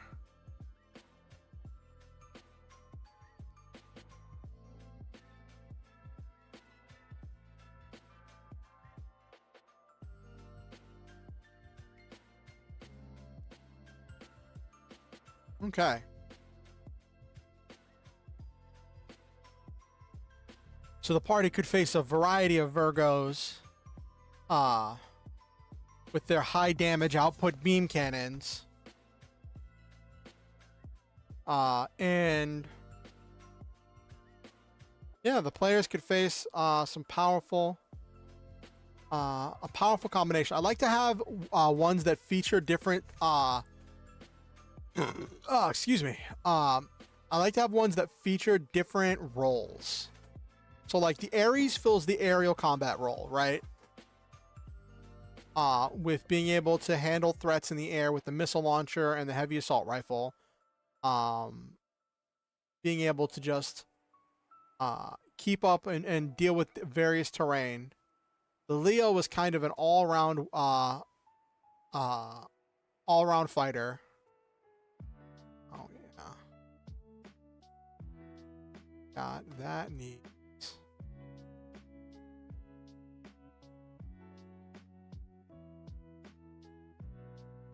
Reliable one. There we go. Cool.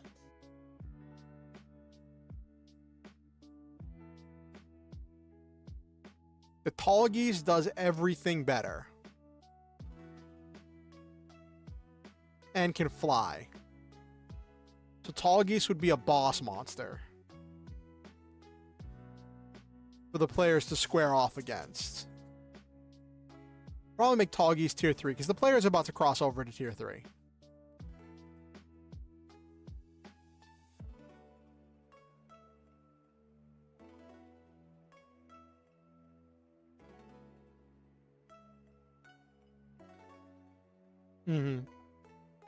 So by the time they square up with the Tallgeese, they'll be tier 3.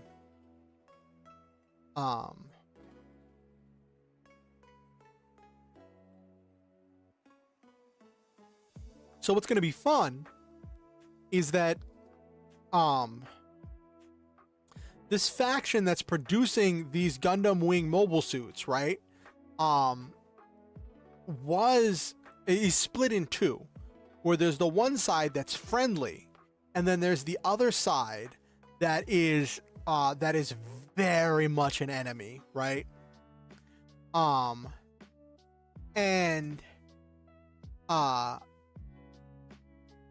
Both of them are going to have access to these machines. I actually like the Virgo better than it's not very fast. Was the Virgo supposed to be fast?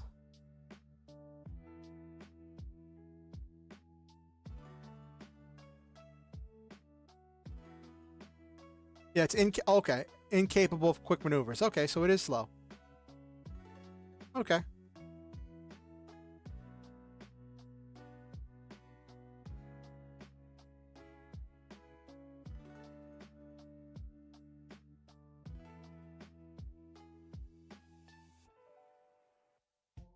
But they're going to be squaring off against these things in some pretty interesting fashions. I might make the Leo a grunt, just so they can face more of them. A grunt with an AP reliable 1 melee weapon is just really deadly.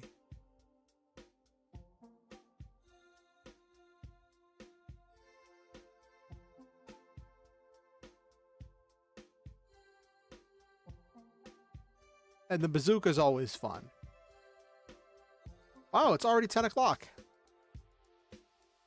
Alright, so this was going to be the part where I was going to start building them in Foundry, and I was going to show you all the tools in Foundry. But Foundry server's not up. Let me see if Okusen ever got back to me. Nope, no responses from Okusen.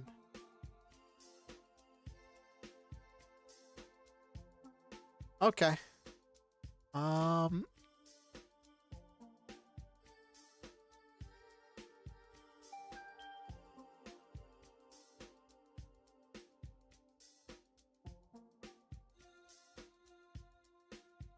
Now I need to feature something that involves hacking, because all my stuff has been about like very much direct damage and not as much stuff about hacking. And I want to feature some hacking characters, but I don't know where to pull anything from hacking. Any mechs that feature a lot of like that hacking side. Because I'm trying to think if there were ever any Gundam series or any mech series that I've seen. Yeah, I'm trying to think if there was any that featured any like cyber warfare. Oh yeah, I still need to.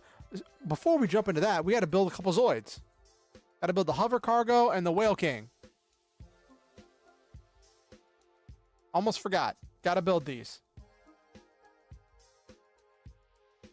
We'll do this, then we'll get into that.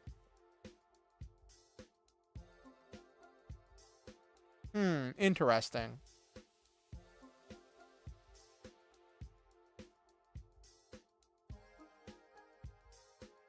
Okay.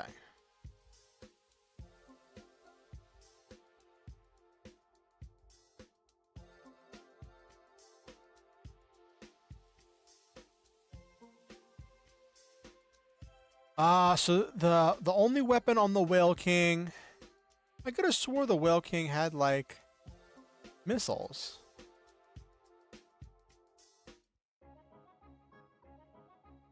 It's heavily armored and features a lot of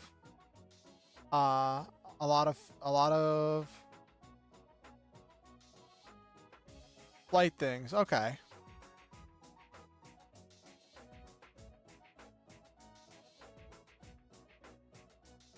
Okay, Nabaru. I'll look into it.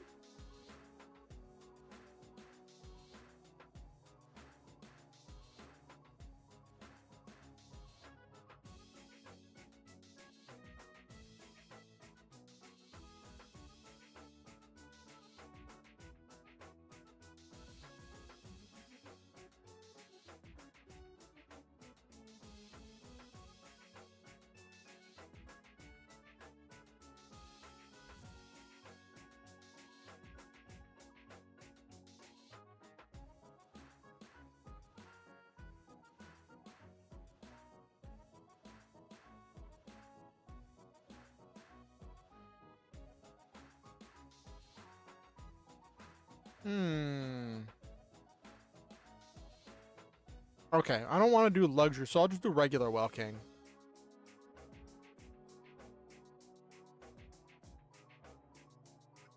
Alright, so regular Whale King would just be a sniper because it just has one gun.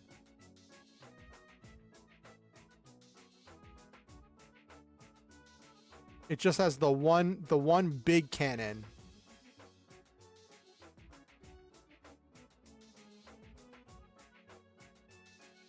I could do Bombard, actually. Well, Bombard has arcing.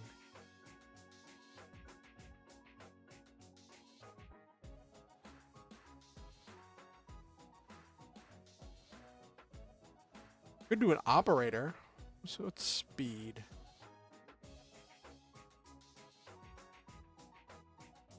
I like Rainmaker just because of the amount of missiles. I want to make a missile ship. What would be I'm trying to think because I know a lot of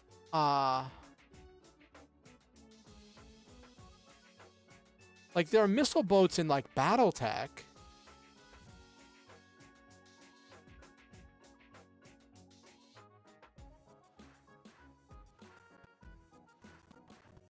I really want to use the Rainmaker class.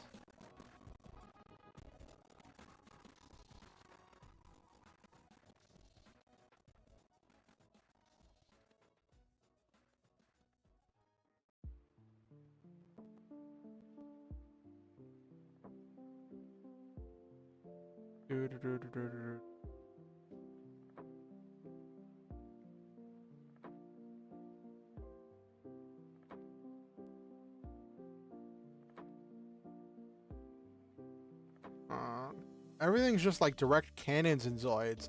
Like they have some missiles, but it's not like, well, no, the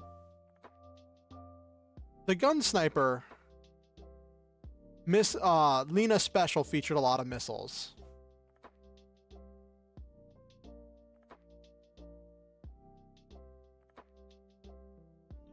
And that one was relatively slow.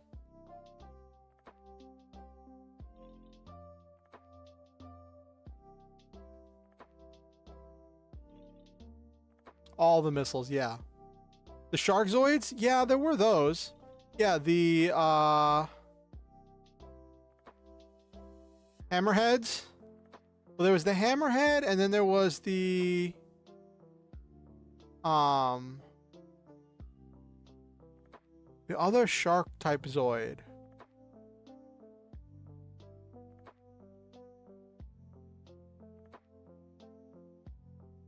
War shark, yes.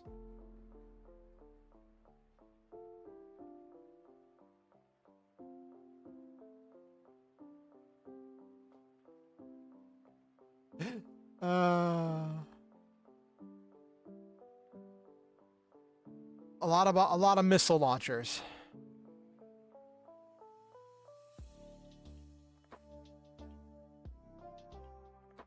Yeah.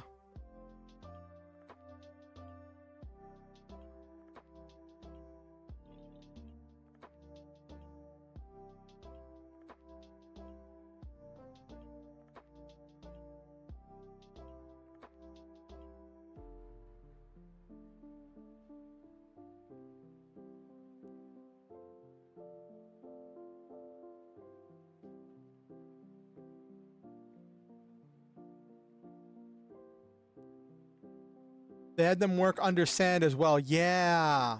I remember that.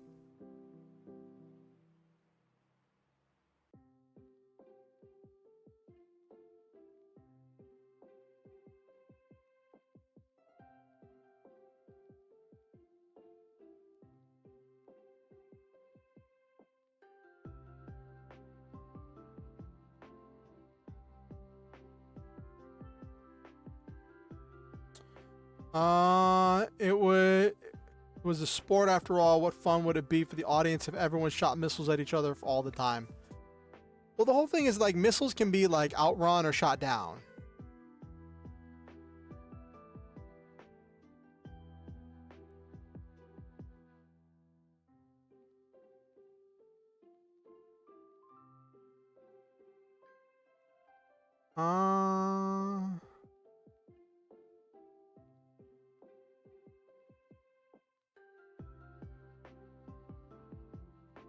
There's the Neo War Shark. Let me take a look at the Hammerhead.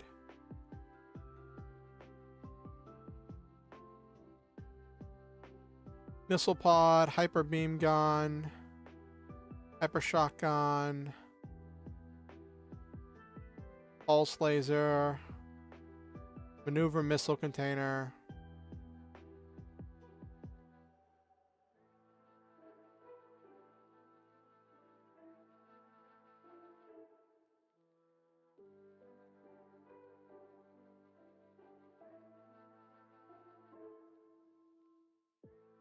High mobility, sea and air Zoid, which uses variable wings as main wings, equipped with ion engines that operate efficiently both sea and sky. Okay.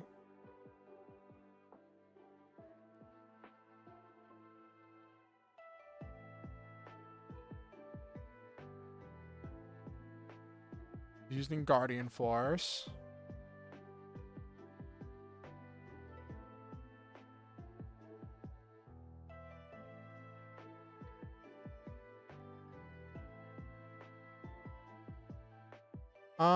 That's why I like Zoids more than a lot of mech shows. You needed skill, as even if you had a lot of power, you may not instantly win, including main character. Yeah.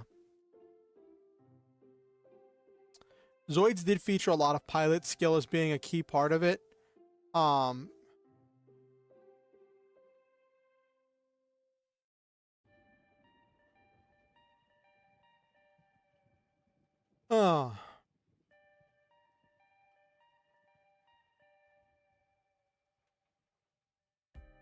I could have swore the Whale King had a bunch of missiles, but apparently it's just got a cannon.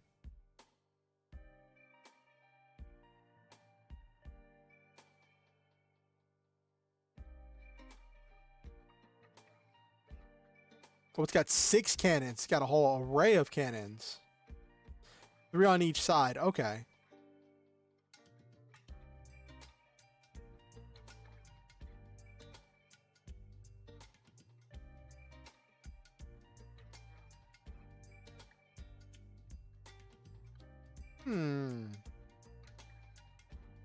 That might not be a sniper then.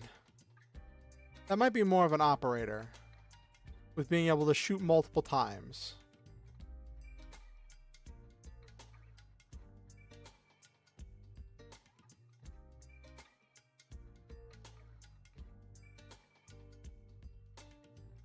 I'm not using Soldan in this.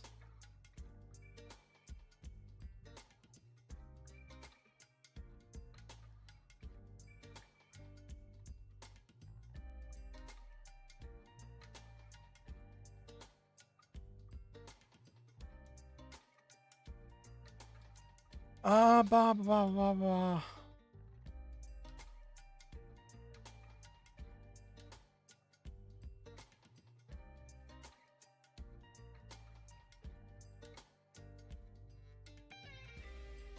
Ba ba ba ba ba ba.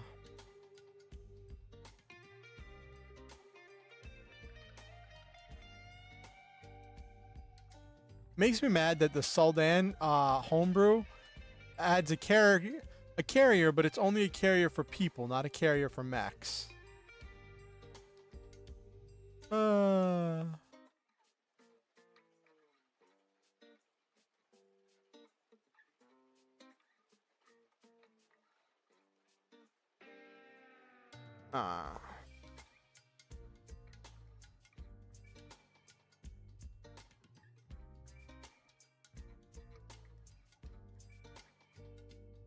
Okay.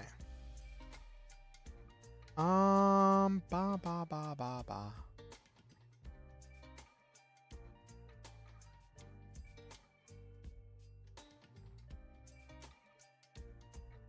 I think I'll still stick with the sniper for the main gun.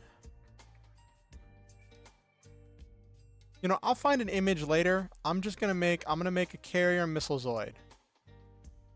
I'm gonna make a carrier missile mech.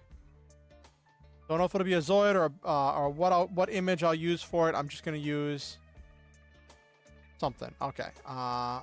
So what's it start with? Got the basic missile pods,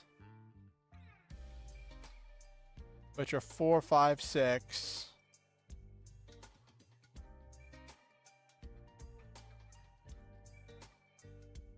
And can attack multiple characters at a time. Javelin rockets and huntsmen. All characters know that within the spaces chosen, Rainmaker fires a volley of auto-targeting rockets into the air. The next time a hostile creature moves through that, starts their turn, or passes above one of the chosen spaces no more than 10 spaces up, they're hit by the rocket, taking kinetic damage. Each space can only be triggered once. This effect lasts until the start of the Rainmaker's next turn. Oh, that's neat.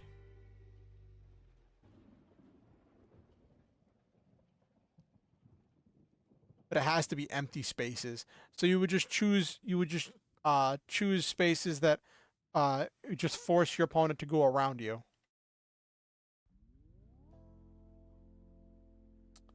What have we got here? Hades missile. All characters in Cone 3 area starting. This is a recharge 5 quick action. All characters in a Cone 3 area starting within range 20 of the Rainmaker. Jeez, range 20. Oh, you pick somewhere within range 20 and then do a Cone 3 from there. Okay. Take energy damage and 2 heat. Half if they pass an agility save. This system doesn't need line of sight, just a possible route to the target. Ooh, that's nice. What's this?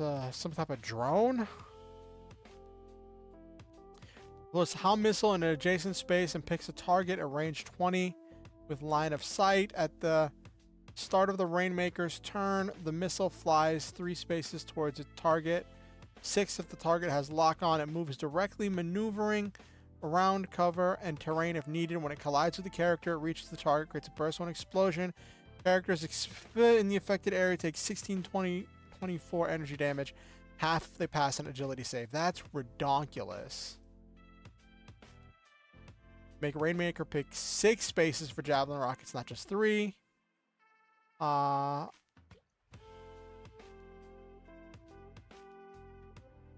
many characters can you... Do you just pick all characters you want within a range 20 and line of sight? Oh, that's 30. Rainmaker chooses a space in line of ground in line of sight and range 30, obvious to all characters with line of sight to the space.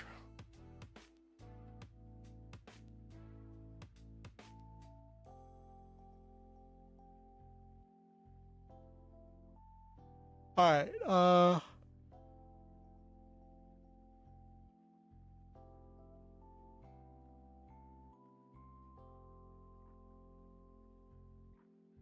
Got the missile pods. Javelin rockets. Now choose 6 spaces. You fire 6 javelin rockets. And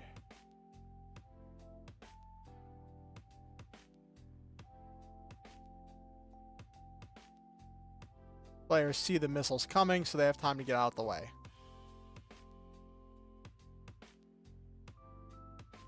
Because Hound missiles do a lot of damage, but they take forever. They can take forever to get to the target. That's just 1 turn. Okay. Cool. Awesome. Outstanding. Add template.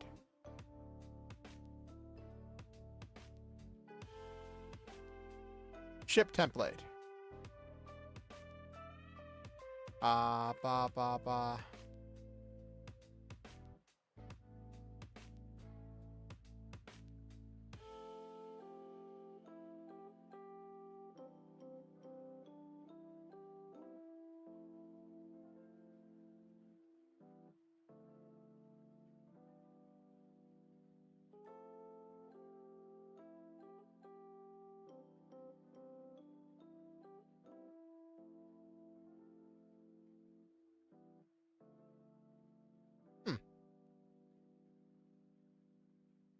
This actually does work for being... It's got missiles. Oh, this kind of does work for a War Shark, though. With that, or the Hammerhead. I feel like it works better for the Hammerhead, because the Hammerhead was more about missiles.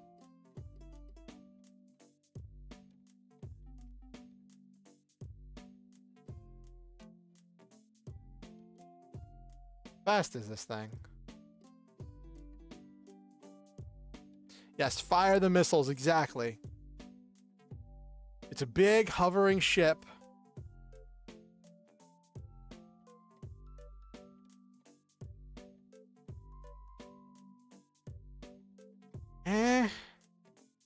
It's got decent HP.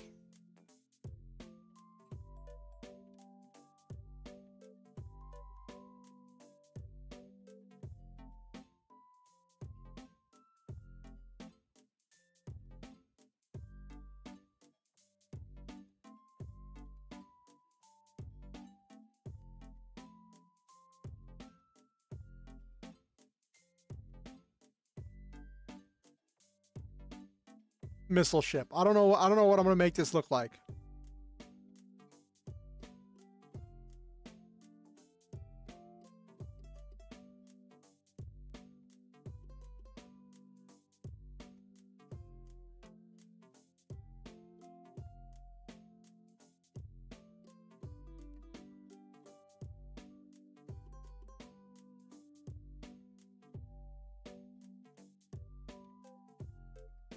Okay. But yes, I'll find an art for this at some point and use this as kind of a missile ship for probably for my Gundam Wing group.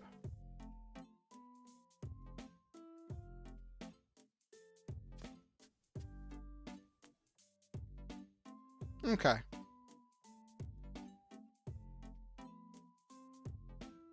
All right.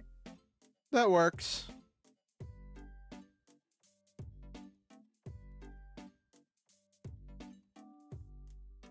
And it can provide fire support, which is nice.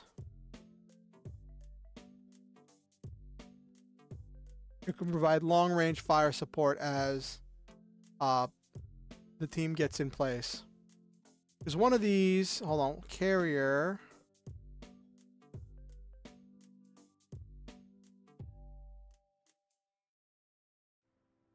Less than its own size. It's size 4, so it can carry 3 Ares.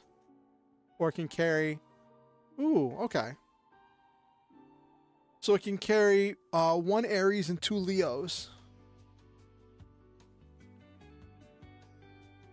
which is a nice little thing. So I'll have 2 missile ships, each one with, or one just with Leos and one just with Ares. I could have swore that the ships had a thing where you could make them flyer, or could have. Did they errata that?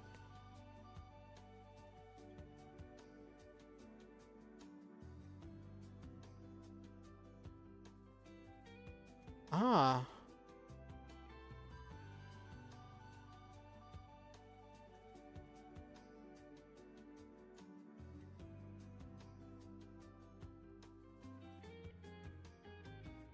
Vehicle. That's what I wanted, not ship. I wanted vehicle.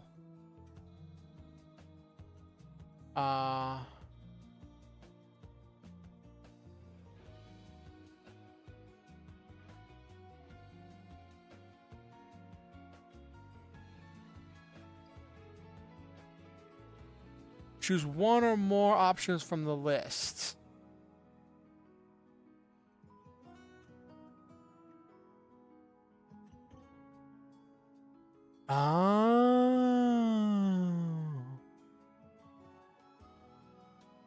Any mech NPC, they lose the mech and become a vehicle instead. What does the ship get?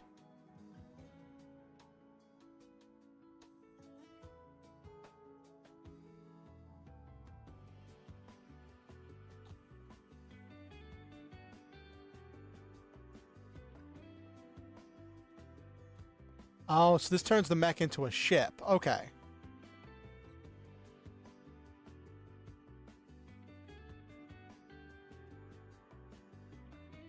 Interesting.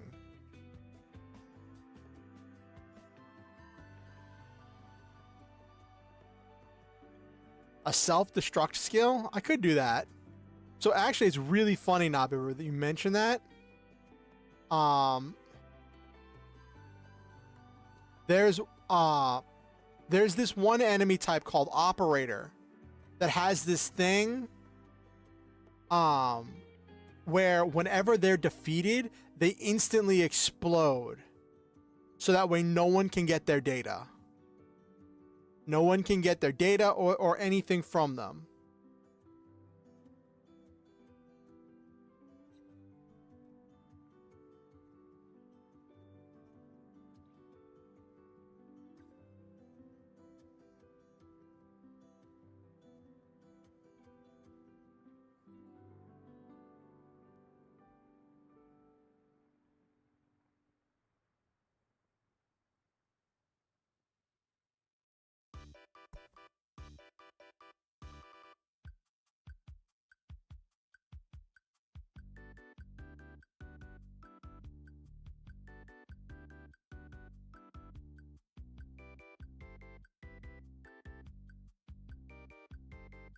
But yeah. So I could make an operator boss. Could give him missiles. Which damage to do a tier 3 with those missiles? 8, not bad. For seeking.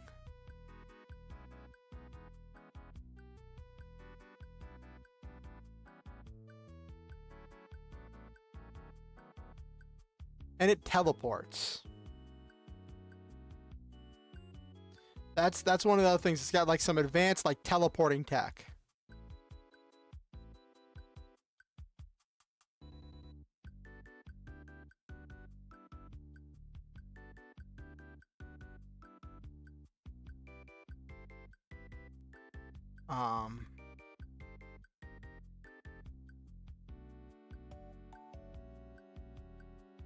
But it doesn't have any melee weapons.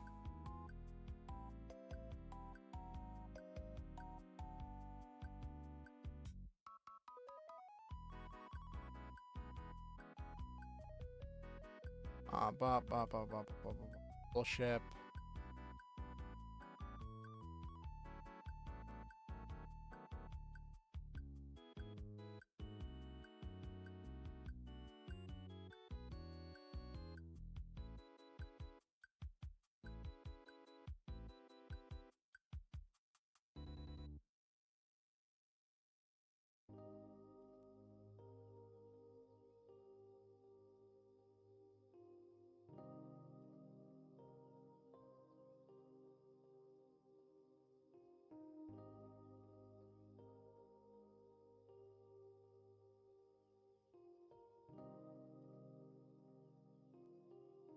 Actually, let me check something.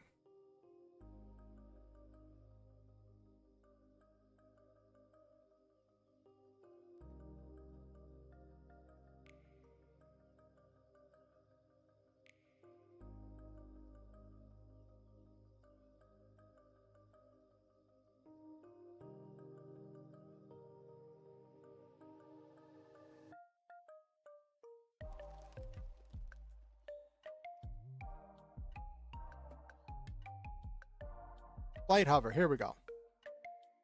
Flying characters can move vertically or horizontally up to their speed. For example, mech flight speed 6 and 6 speed when its movement anywhere 6 speed. When flying characters must move at least one space in their turn or begin falling.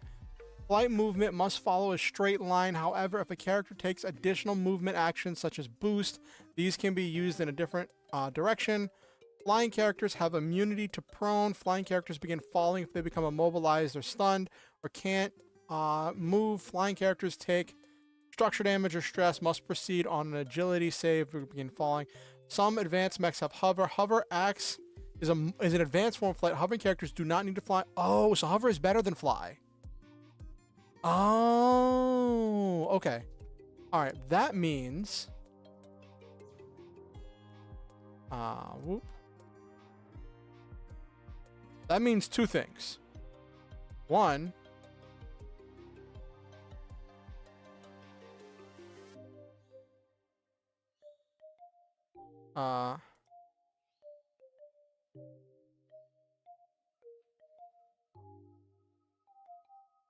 that can get reset because we don't need that. And the tall geese changes up how it goes. Because what we're going to do is we're going to get rid of that. Remove that.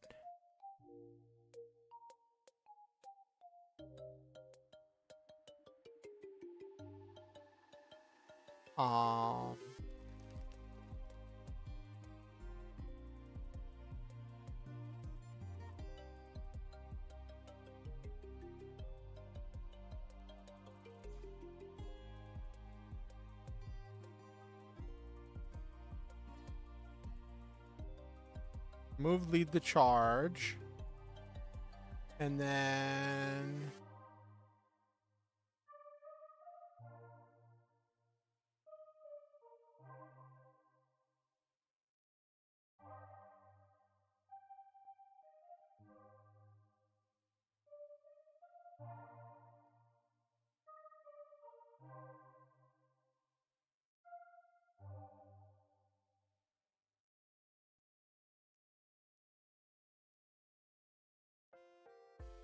okay.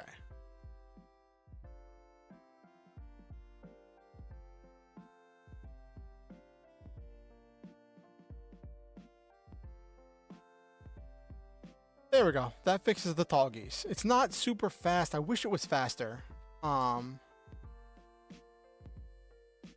But I'd probably like give this speed 6.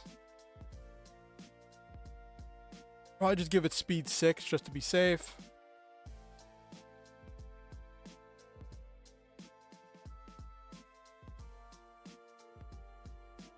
And it's a bigger Leo, so I'd make it size 2.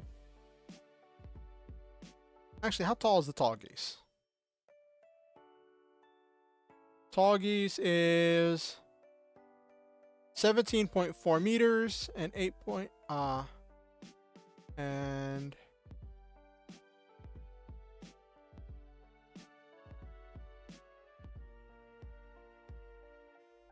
oh, it's only a meter taller. It's only a meter taller than the Leo.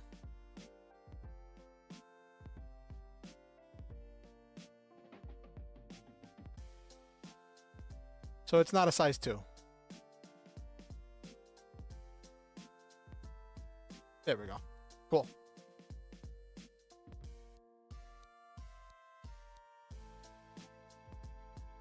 So it's got the heavy assault rifle, the beam saber, shoulder shield, Dober gun. Gives it extreme damage. 14 damage, 14 AP damage. on hit with its rifle is going to be quite dirty.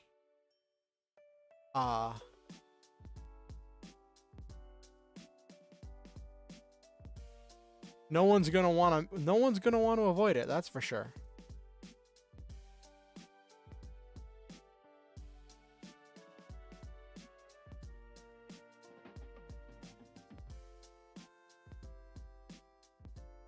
What other thing did I have on there? Did I put the underslung grenade launcher?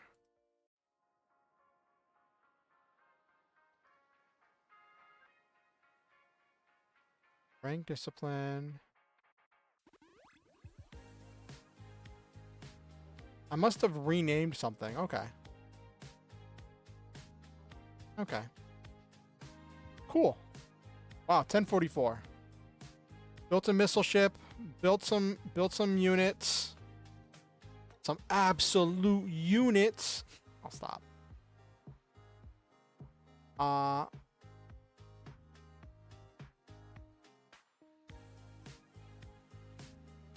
And got a missile ship to deliver them.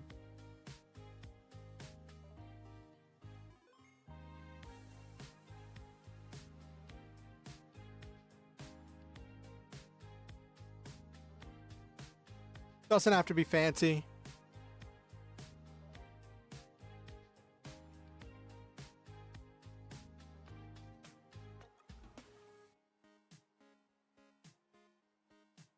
All right, and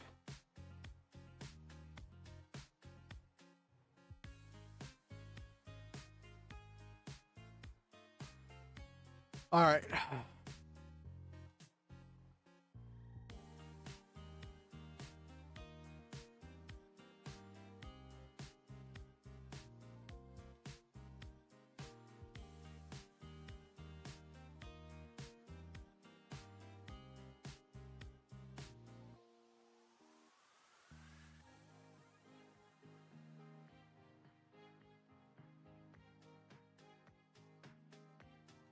One missile ship, 3 Leos. I'd probably actually. Can I make the missile ship bigger?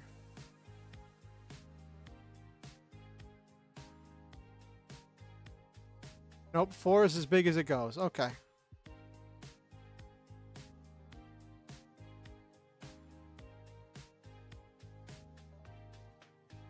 Doesn't have a main gun though.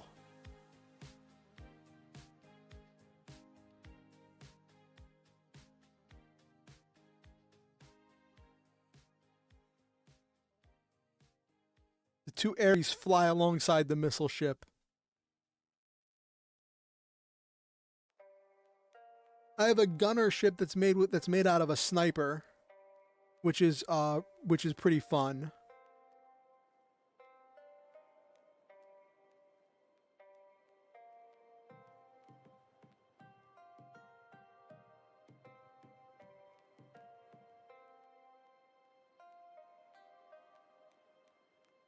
On Leo.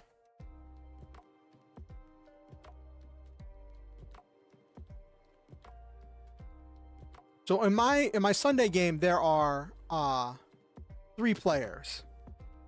So that's what I'm scaling it for right now.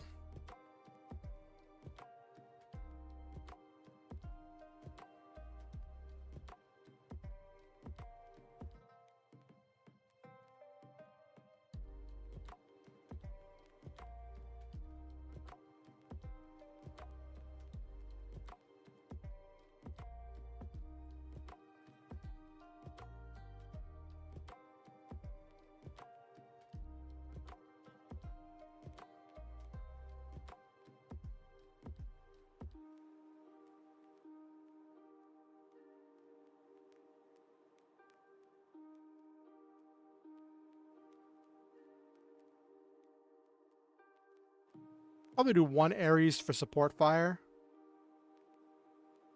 You generally don't want to have, so there's this thing called activations, which is how many turns in a round a unit takes in Lancer. And one thing someone taught me was that whenever you're building combat encounters, at any given point in time, you never want to have more more activations on the enemy side, or too many more activations on the enemy side than the players. So that way you can have reinforcements, but you don't want to have too much. Like this, the missile ship is not going to be doing a whole bunch, so it's fine to have I feel like it's fine to have the missile ship there. And also, like, that's just a simple combat encounter. Like for this,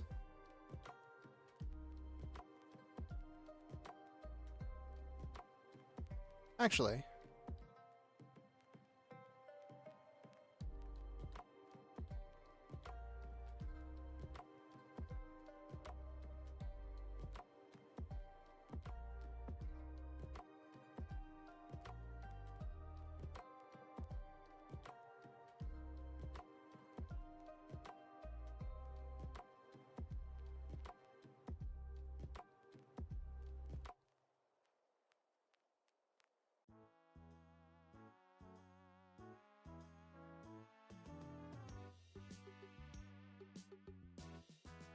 but I still have the Virgos.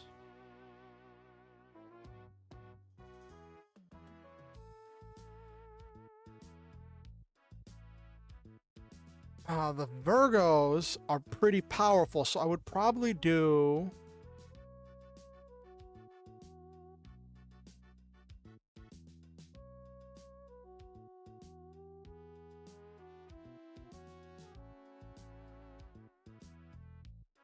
do a ground unit for that, for the easy combat. 1 Virgo, 2 Leos. I forgot about the Virgo.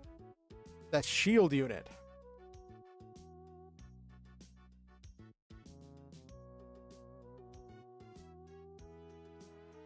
Got the aerial units, the 1 missile ship and the 3 Ares.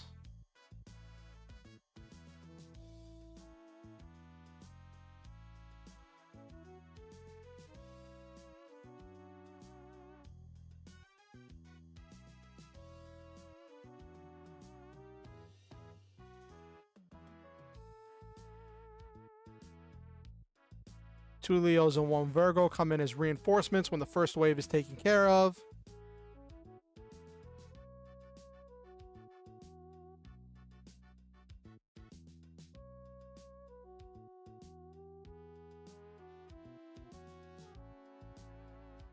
Yeah, I prefer the Ares over the Virgo, because the Virgo plus the Tall Geese is just too much range damage. That's assuming I have them being the right tier.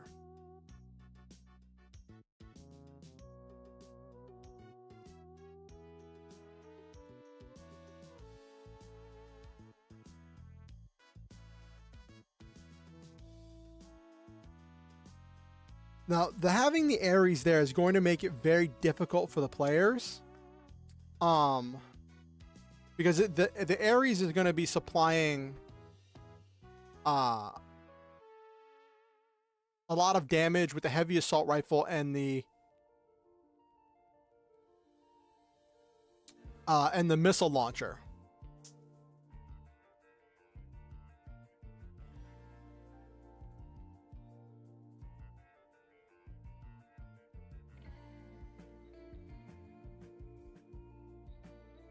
Okay. All right. So we've designed a bunch of stuff tonight. I went over my designs. Designed the Tall Geese, which took a lot. Designed the Virgo, designed a missile ship, did a bunch of research on missile ships. That reminds me, let me see something.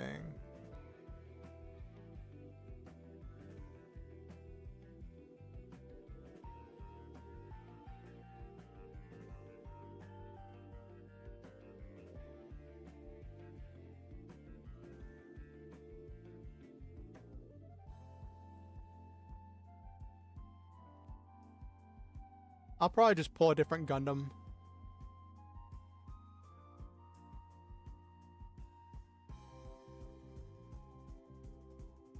Oh, the Neo Japan spaceship.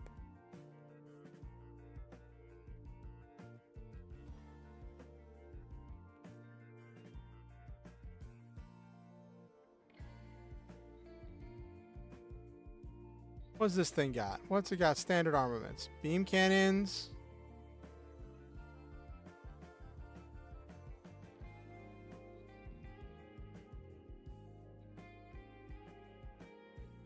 Oh, it's got stealth. That's funny.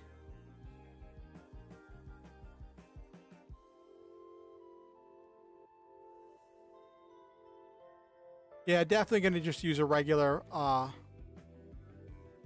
I was just looking up some, oh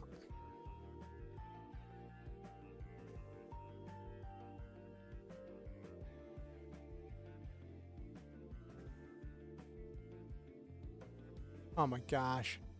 Sounds like the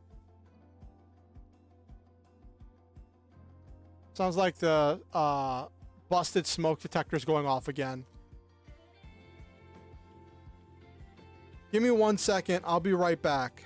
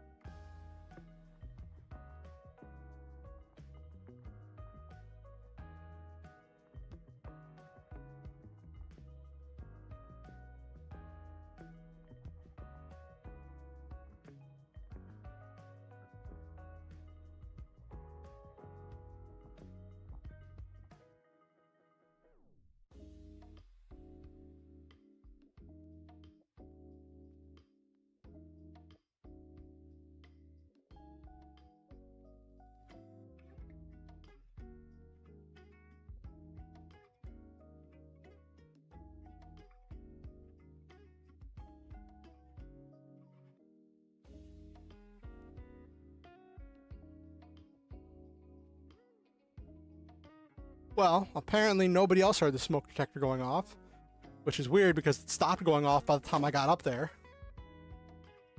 Thing needs to get air cleaned, but I'm back, by the way. I'm back.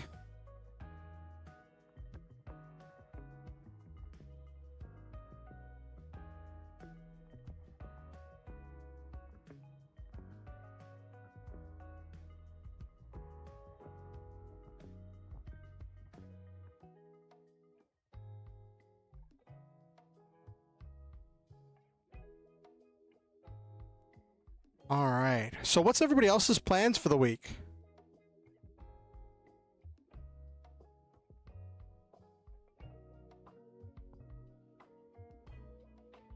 What's everybody else doing? I know I've got I probably need to pick up some medication or some stuff this week. Running a couple errands. We'll see how that all pans out. Let me see if oh my gosh. No. I just double checked and oh, apparently Okusen fell asleep and their network went down. Okay. I didn't get the notification, so but I mean that just happened like 10 minutes ago. It just came back up. Oh well, I'll put these NPCs in after the stream is over then.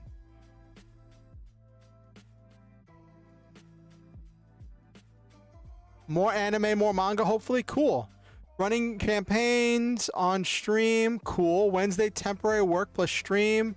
Wednesday, campaign. Thursday, who knows? Friday, Terraria. Weekend, Final Fantasy 14, probably. That's cool. That's cool. Sounds like you've got a full week planned, Hattie. I've got, so let's see. Tomorrow, I play in a Lancer campaign. It's a different one than the one I run. Wednesday, we have D&D, where I get to be a player.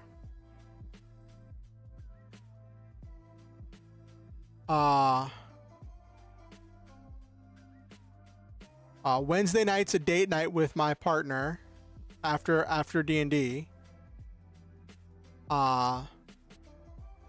Thursday is Critical Role night, and also I'll watch a little bit of anime. And then Friday is stream. Weekend is more anime and more Lancer.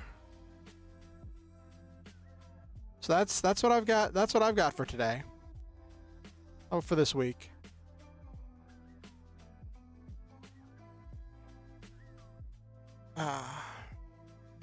But now, actually, hold on. We're going to.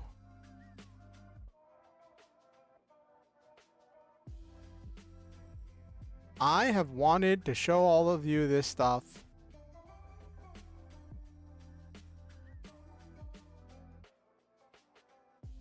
Okay, in the last 30 minutes, I'm going to show you because I finally just got Foundry back up because Okusen just got their network fixed.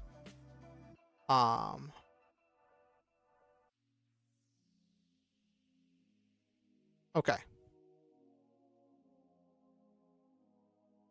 We are moving. We're making the characters in CompCon. We're making the characters in Foundry. I'm going to show you some of the tools in Foundry. And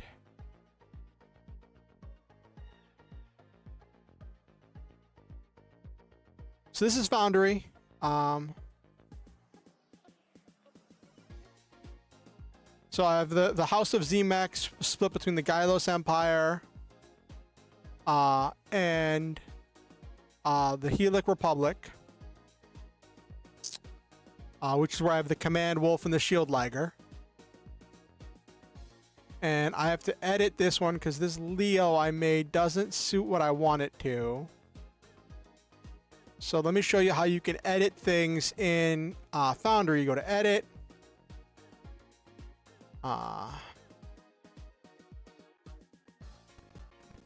Main.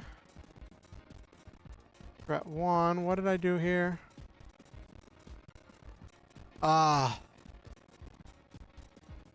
Oh my gosh, Nabiru. Alright,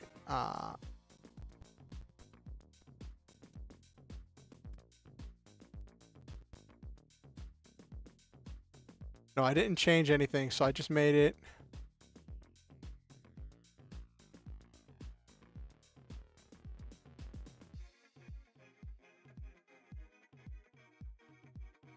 Oh my gosh. You all are so silly. And then if you want to add stuff, you go to tags and you find the tag and you drag it down here to the tag part of the character sheet. So for this, I want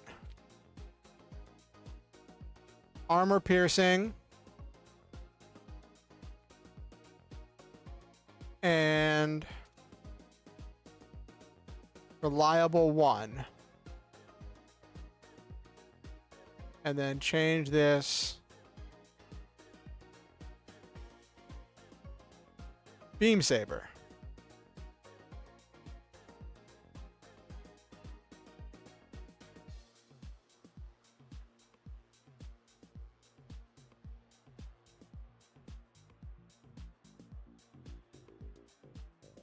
Change the name of this one.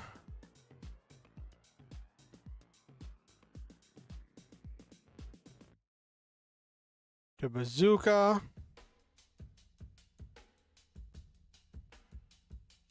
Change the hunker down to shoulder shield. And then grab rank discipline.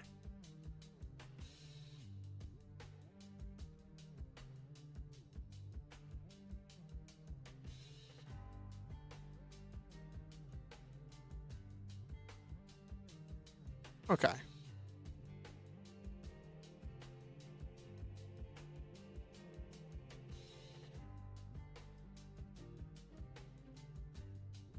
And there you have the and then I will the thing is, if you change the character on here but don't change the character on the page, ones you've already dragged out won't be changed. I know what it is, Nabiru, trust me. So if I head over here to open space, you see, even though I changed the names of those and I look at the ones that are already here, oh, it did change them. Ah. Or does it not work the other way, where if I change this, it doesn't change that? Okay.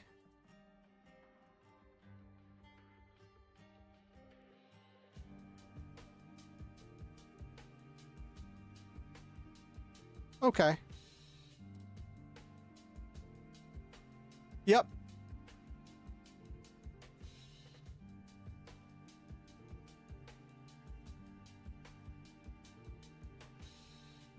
This is the base they just infiltrated, and they discovered the Death Star sleeping within.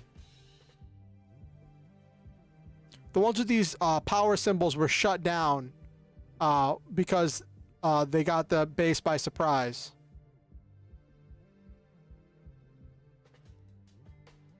Okay. So let's make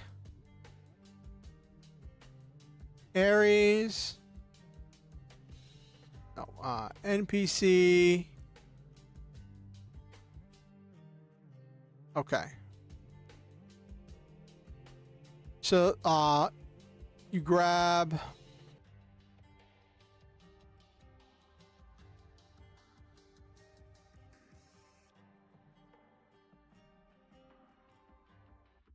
yeah, Foundry, it can be very intense. I think there's a lower graphical setting mode you can use, but I never use it. That actually has me wondering. I won't go into settings on stream because I don't want to reveal anything about Okusen's computer. NPC class. Ace. Check. Tier 2.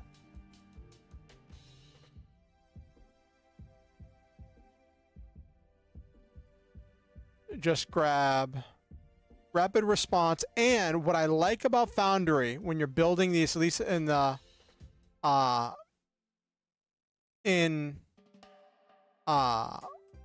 Lancer design, you can, so you drag stuff in order to move it, right?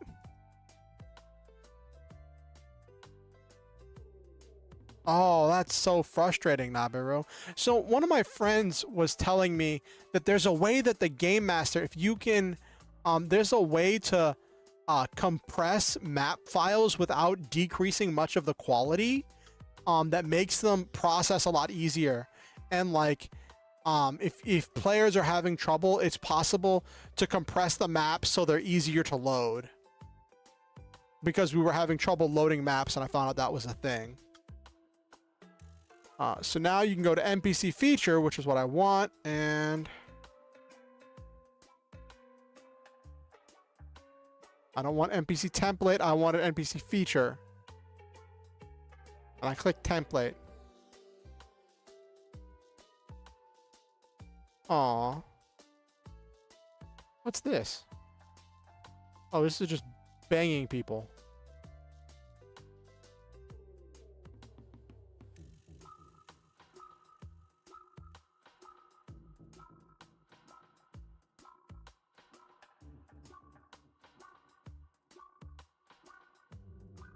Yeah, Foundry is a great tool. If I had the money, I would probably pay for it. But I just use my friend's. I just use my friend's server. Okay, so that was how easy it is to just add a feature from another thing onto your character sheet. So there's the Ares. Check. And then I showed you how easy it is to modify things.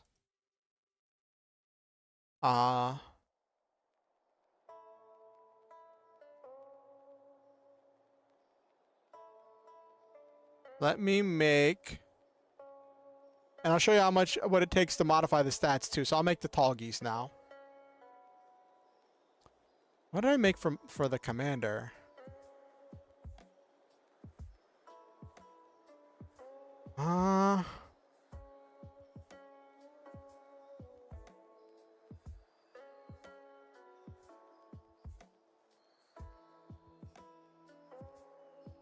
So I'm just gonna go duplicate.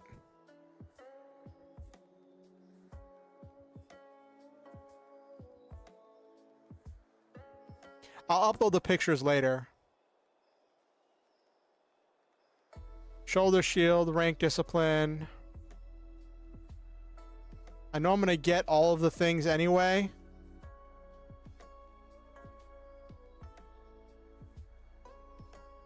Alright, high impact rounds.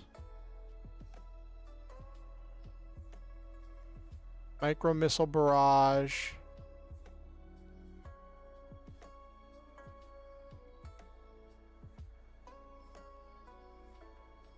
Oh, the two that I'm gonna grab for that.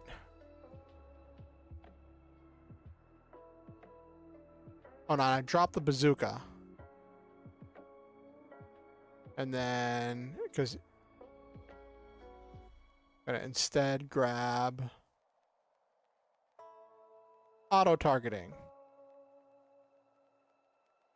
All right. Then you just change the name.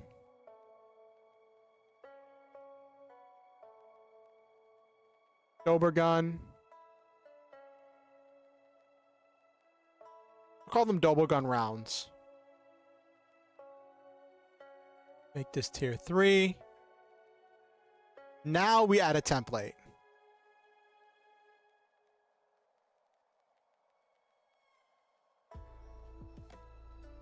And in this case, going to add Ultra.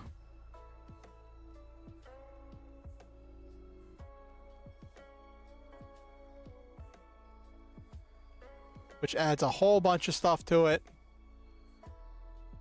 But the 3 things that we're going to add from the Ultra list, the 3 optional things we grab is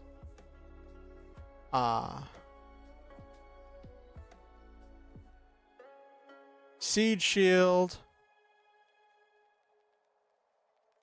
Hover Propulsion, and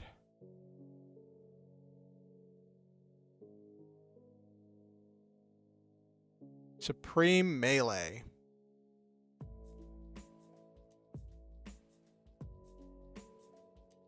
And that makes the tall geese. I'll probably call Hover Propulsion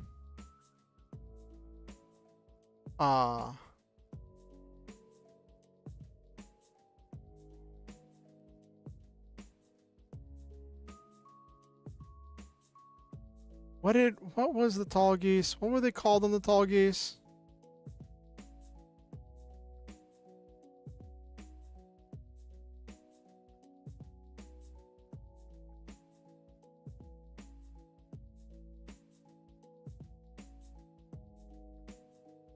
That wasn't what I wanted. There we go.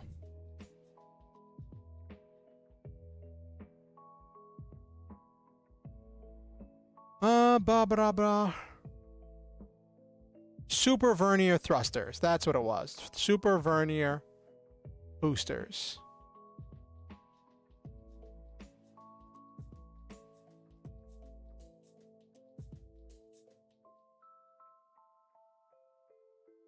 Okay.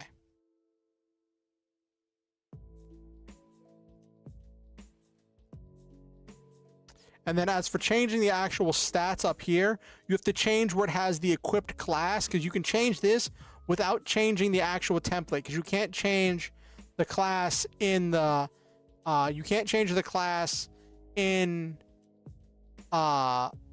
Foundry, but you can change it on the character sheet. So in this case, scroll down here.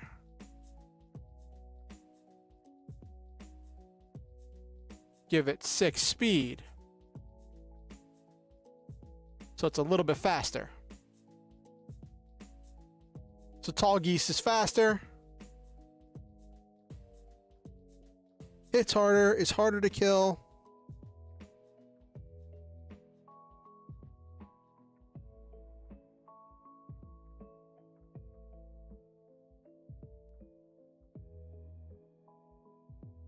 And because of, let me move the Dober gun around so it's right next to.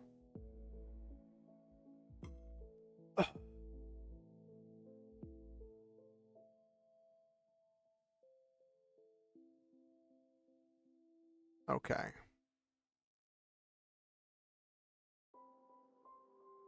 All right, Tall Geese has been made.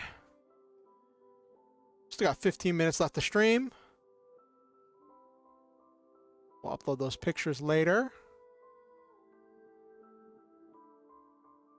Got the Aries, the Tall Geese. Last one to make is the Virgo, which is an Aegis.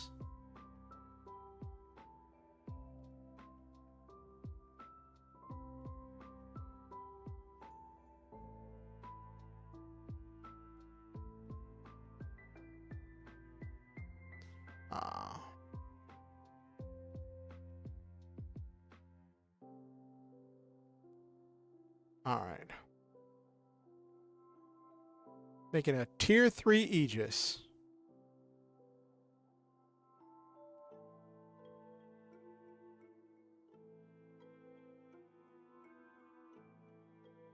Grabbing hard light cover system.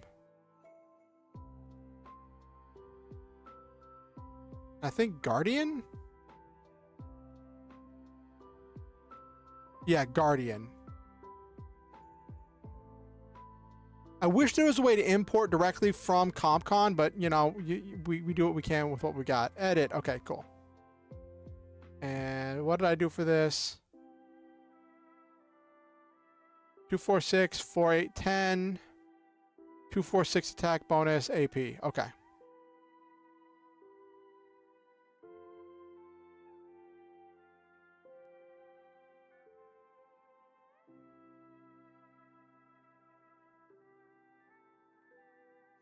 What did I do here? I had 4810. Okay.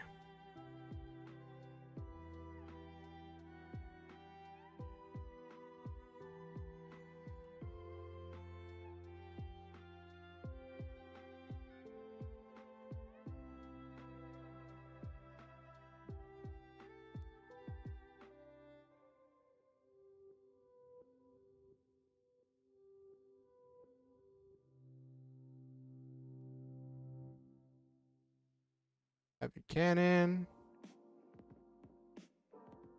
And then you have to add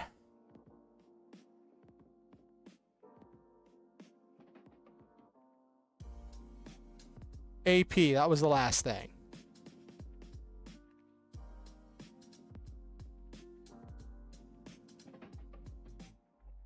Oh, I closed the templates. Why did I closed the features? No, tags is what I needed.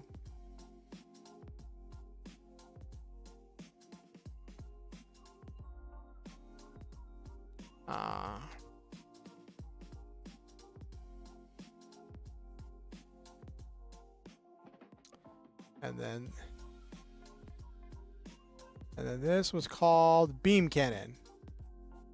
I'm gonna call it Big Beam Cannon.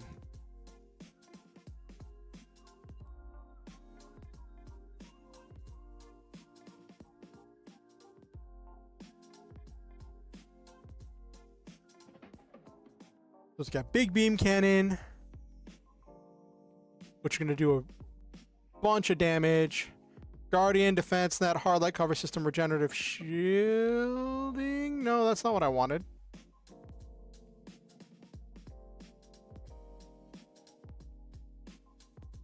Oh, that's a base thing. Okay. I was like, wait a minute, hold up. And then RPV.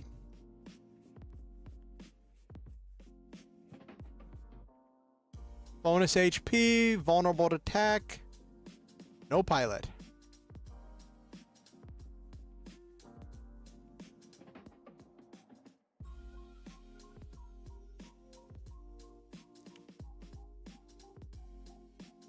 Which works a lot better than the one that I designed here for the Ghost Valkyrie.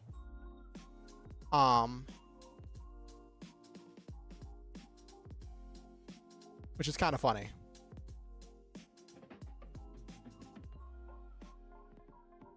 And let's make, last one is the missile ship.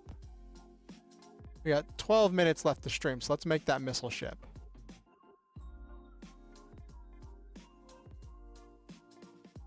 We already have the gunship.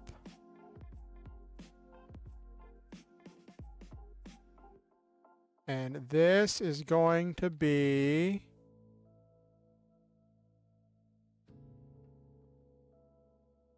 Rainmaker.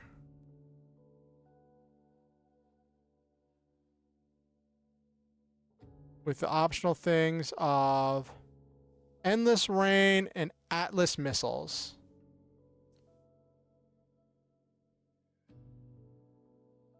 You can pick one, up to 2 things normally for a standard enemy. You can add more if you want to make it more powerful. And Atlas Missiles. There we go.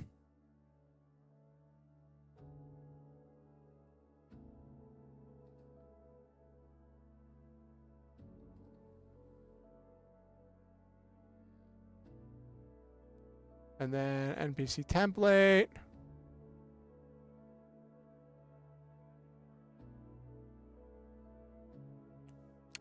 And I don't think I have to choose anything for ship.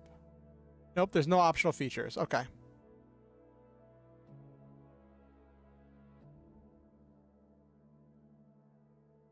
He's just not very fast. But I'm going to make this ship, because it's a big ship, I'm going to make it a little bit different. I'm going to make it bigger.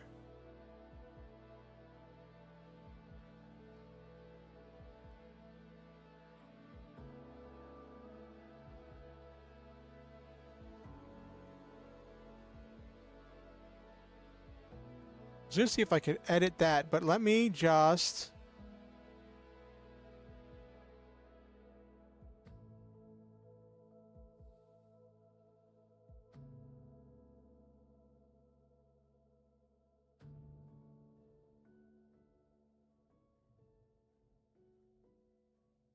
Nope, doesn't work. Okay.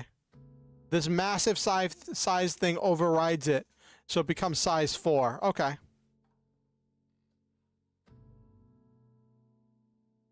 All right. Well, it's a missile ship. I'll find a token for it later.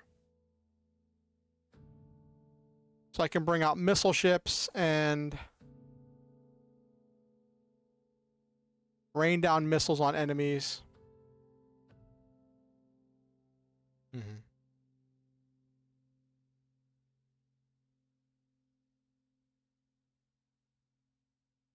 All right. Oh, you'll probably get a kick out of this one. Take a look at this map I found online. Isn't it so cool? I had to like adjust everything in order to fit all of the in order to get all the squares to line up, but some people like doing mech games like Lancer with hex grids. I am just I'm squares. I'm a square all the way.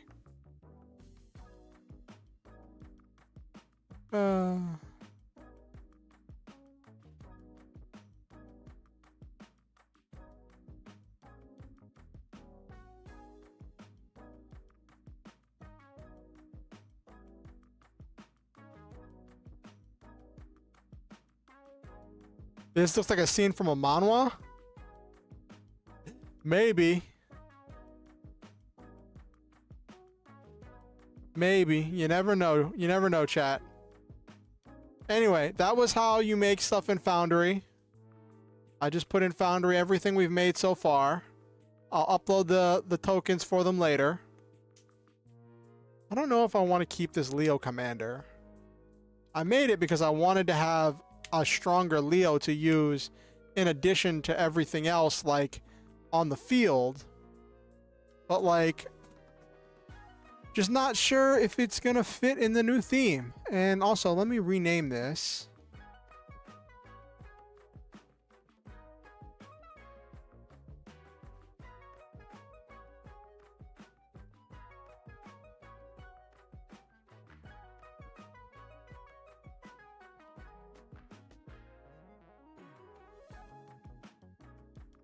Okay.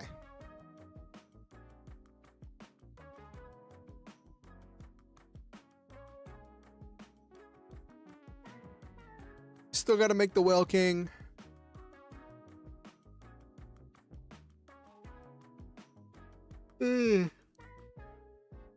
It's funny because, like, for all of the futuristic stuff in Zoids, it never really goes to space. Everything is normally on a flat surface somewhere, which translates really well into Lancer because, like, while space combat exists, the game is generally designed for your characters to all be on a semi-flat surface at least.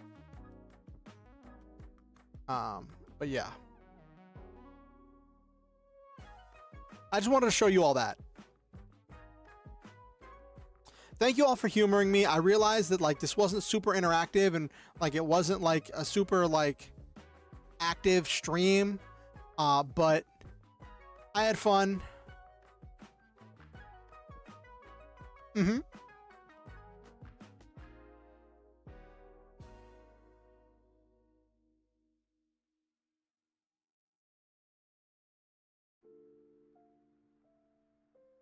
Okay, so this is gonna be funny. When I was a kid, oh my gosh, this is so silly. I tried to make a card game for Zoids using index cards, and I tried to make a way to play a war game playing on graph paper to play with Zoids, but I didn't have tokens, so you would have to, like, use a pencil right where your unit was and erase where your unit was. We didn't have dice, so you just had to say, I attack with this thing. It was so janky. It was so janky and so silly.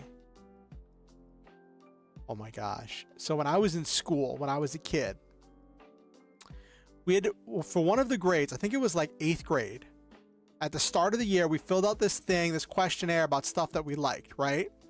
And, like, one of the things was, what's your favorite show? And I said Zoids.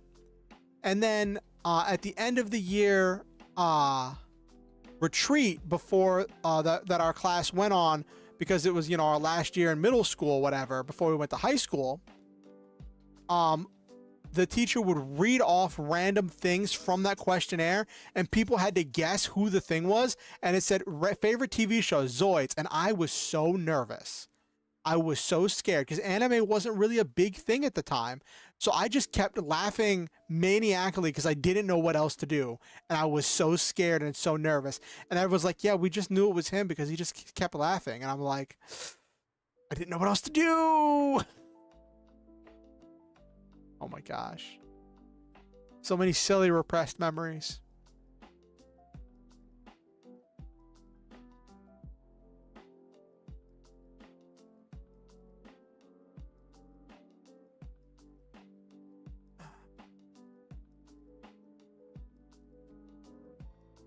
I've heard of Stratego. I don't think I've ever played it.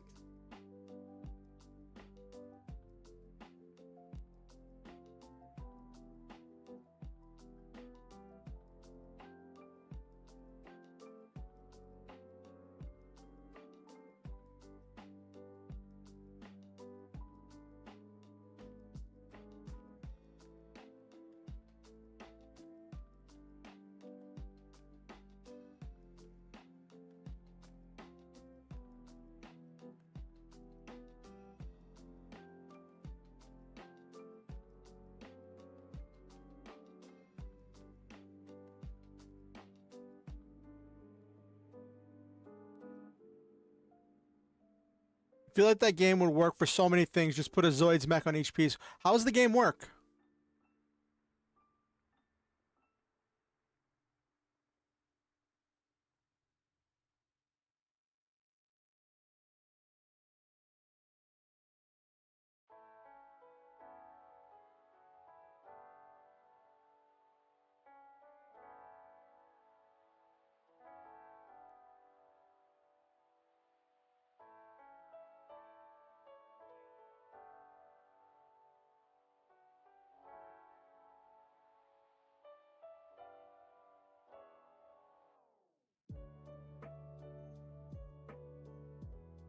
All right.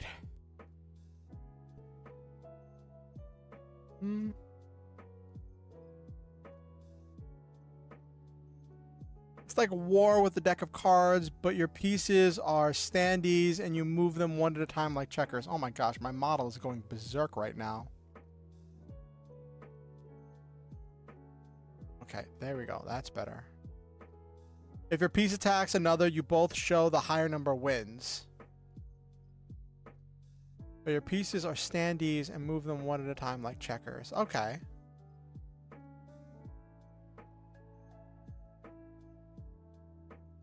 Oh, okay. So it's completely random.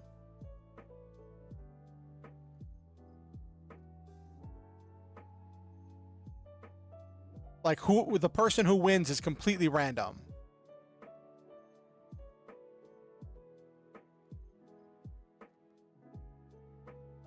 Oh. Is it like at the start of the game you draw a card for each piece and put the number under the card underneath the standee or something?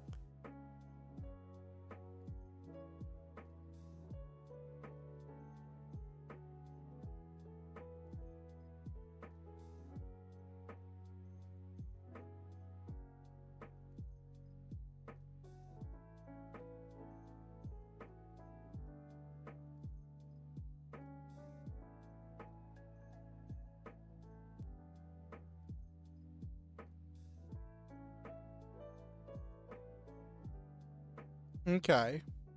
But like, do you draw for each battle? Oh, you arrange the pieces on the board. Okay. And then every time there's a battle, you just draw a new card?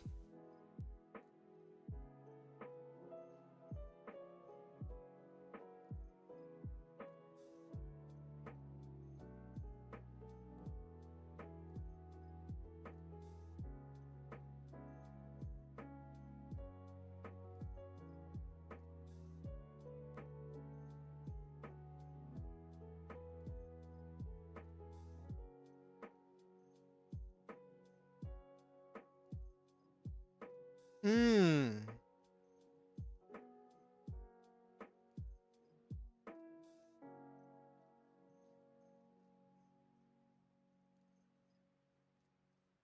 Oh, so you pick a number whenever you pick the card, when you pick the pieces. Okay.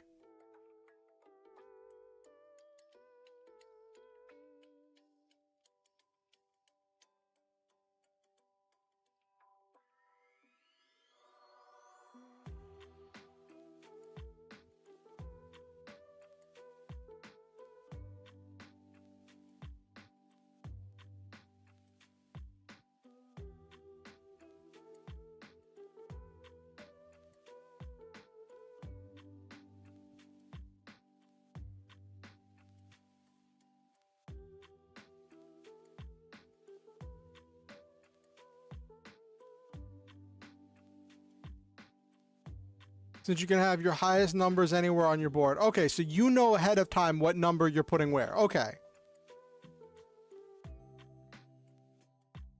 I just didn't know how all that worked. Oop. I have to keep recalibrating because I move around. I don't sit in one place.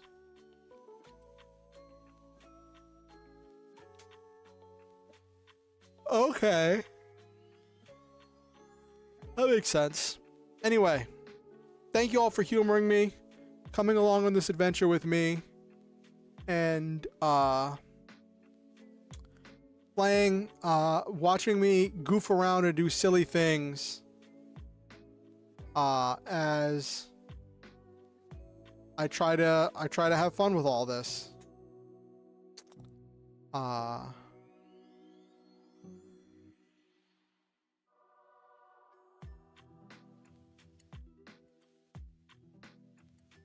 Thank you all for coming. Let's do our outro. So for those of you who don't know, at the end of the stream, I like to say nice things about everyone who showed up to stream. I like to speak positive things into everyone's life and speak good things into everybody. So let me scroll up in the chat. To Silva, to Naberu, to Okusen, to Hattie Drago, to anyone else who watched this stream and didn't say anything, to anyone who watches this VOD afterwards, I want to say I love all of you. And I believe in each and every one of you. I think that each one of you is truly special, one of a kind, and unique. and I think that each one of you makes this world a better place just by being in it. Thank you for coming to my stream. Thank you for being a member of this community, and thank you for always supporting me as I go on this adventure. Always remember the Star Hunter motto: shoot for the stars, have wonderful adventures, live your dreams, and always stop to enjoy the memes. One thing I do ask is that you like the stream. It helps the algorithm with pushing it out, and helps me know what people are liking and enjoying and how many people were here, you know, that kind of stuff. But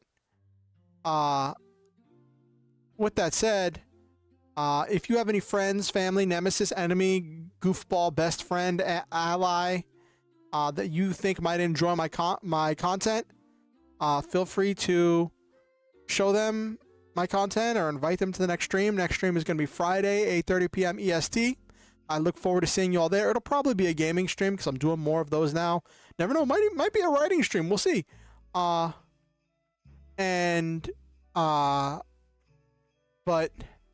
I can't wait to see all of you there. And yeah, if you want to keep up with what I'm doing on YouTube, you could subscribe or ding the notification and ding the notification bell. It'll let you know whenever I go live and when I release any new content. If you want to keep up with what I'm doing outside of YouTube, you can follow me on X or Twitter and join my Discord. Links to both of those are in the description below. Also, disclaimer, I do this as a hobby. I never want anyone to feel obligated to donate or to give and feel like they have to give or else I'm going to be in some kind of desperate straits. I never want anyone to feel like they have to donate to be a member of this community or to feel like they have to donate in order to be welcome here. With that said, if you ever feel motivated to donate to improve the stream or to improve my life, there are links down below where you can do that.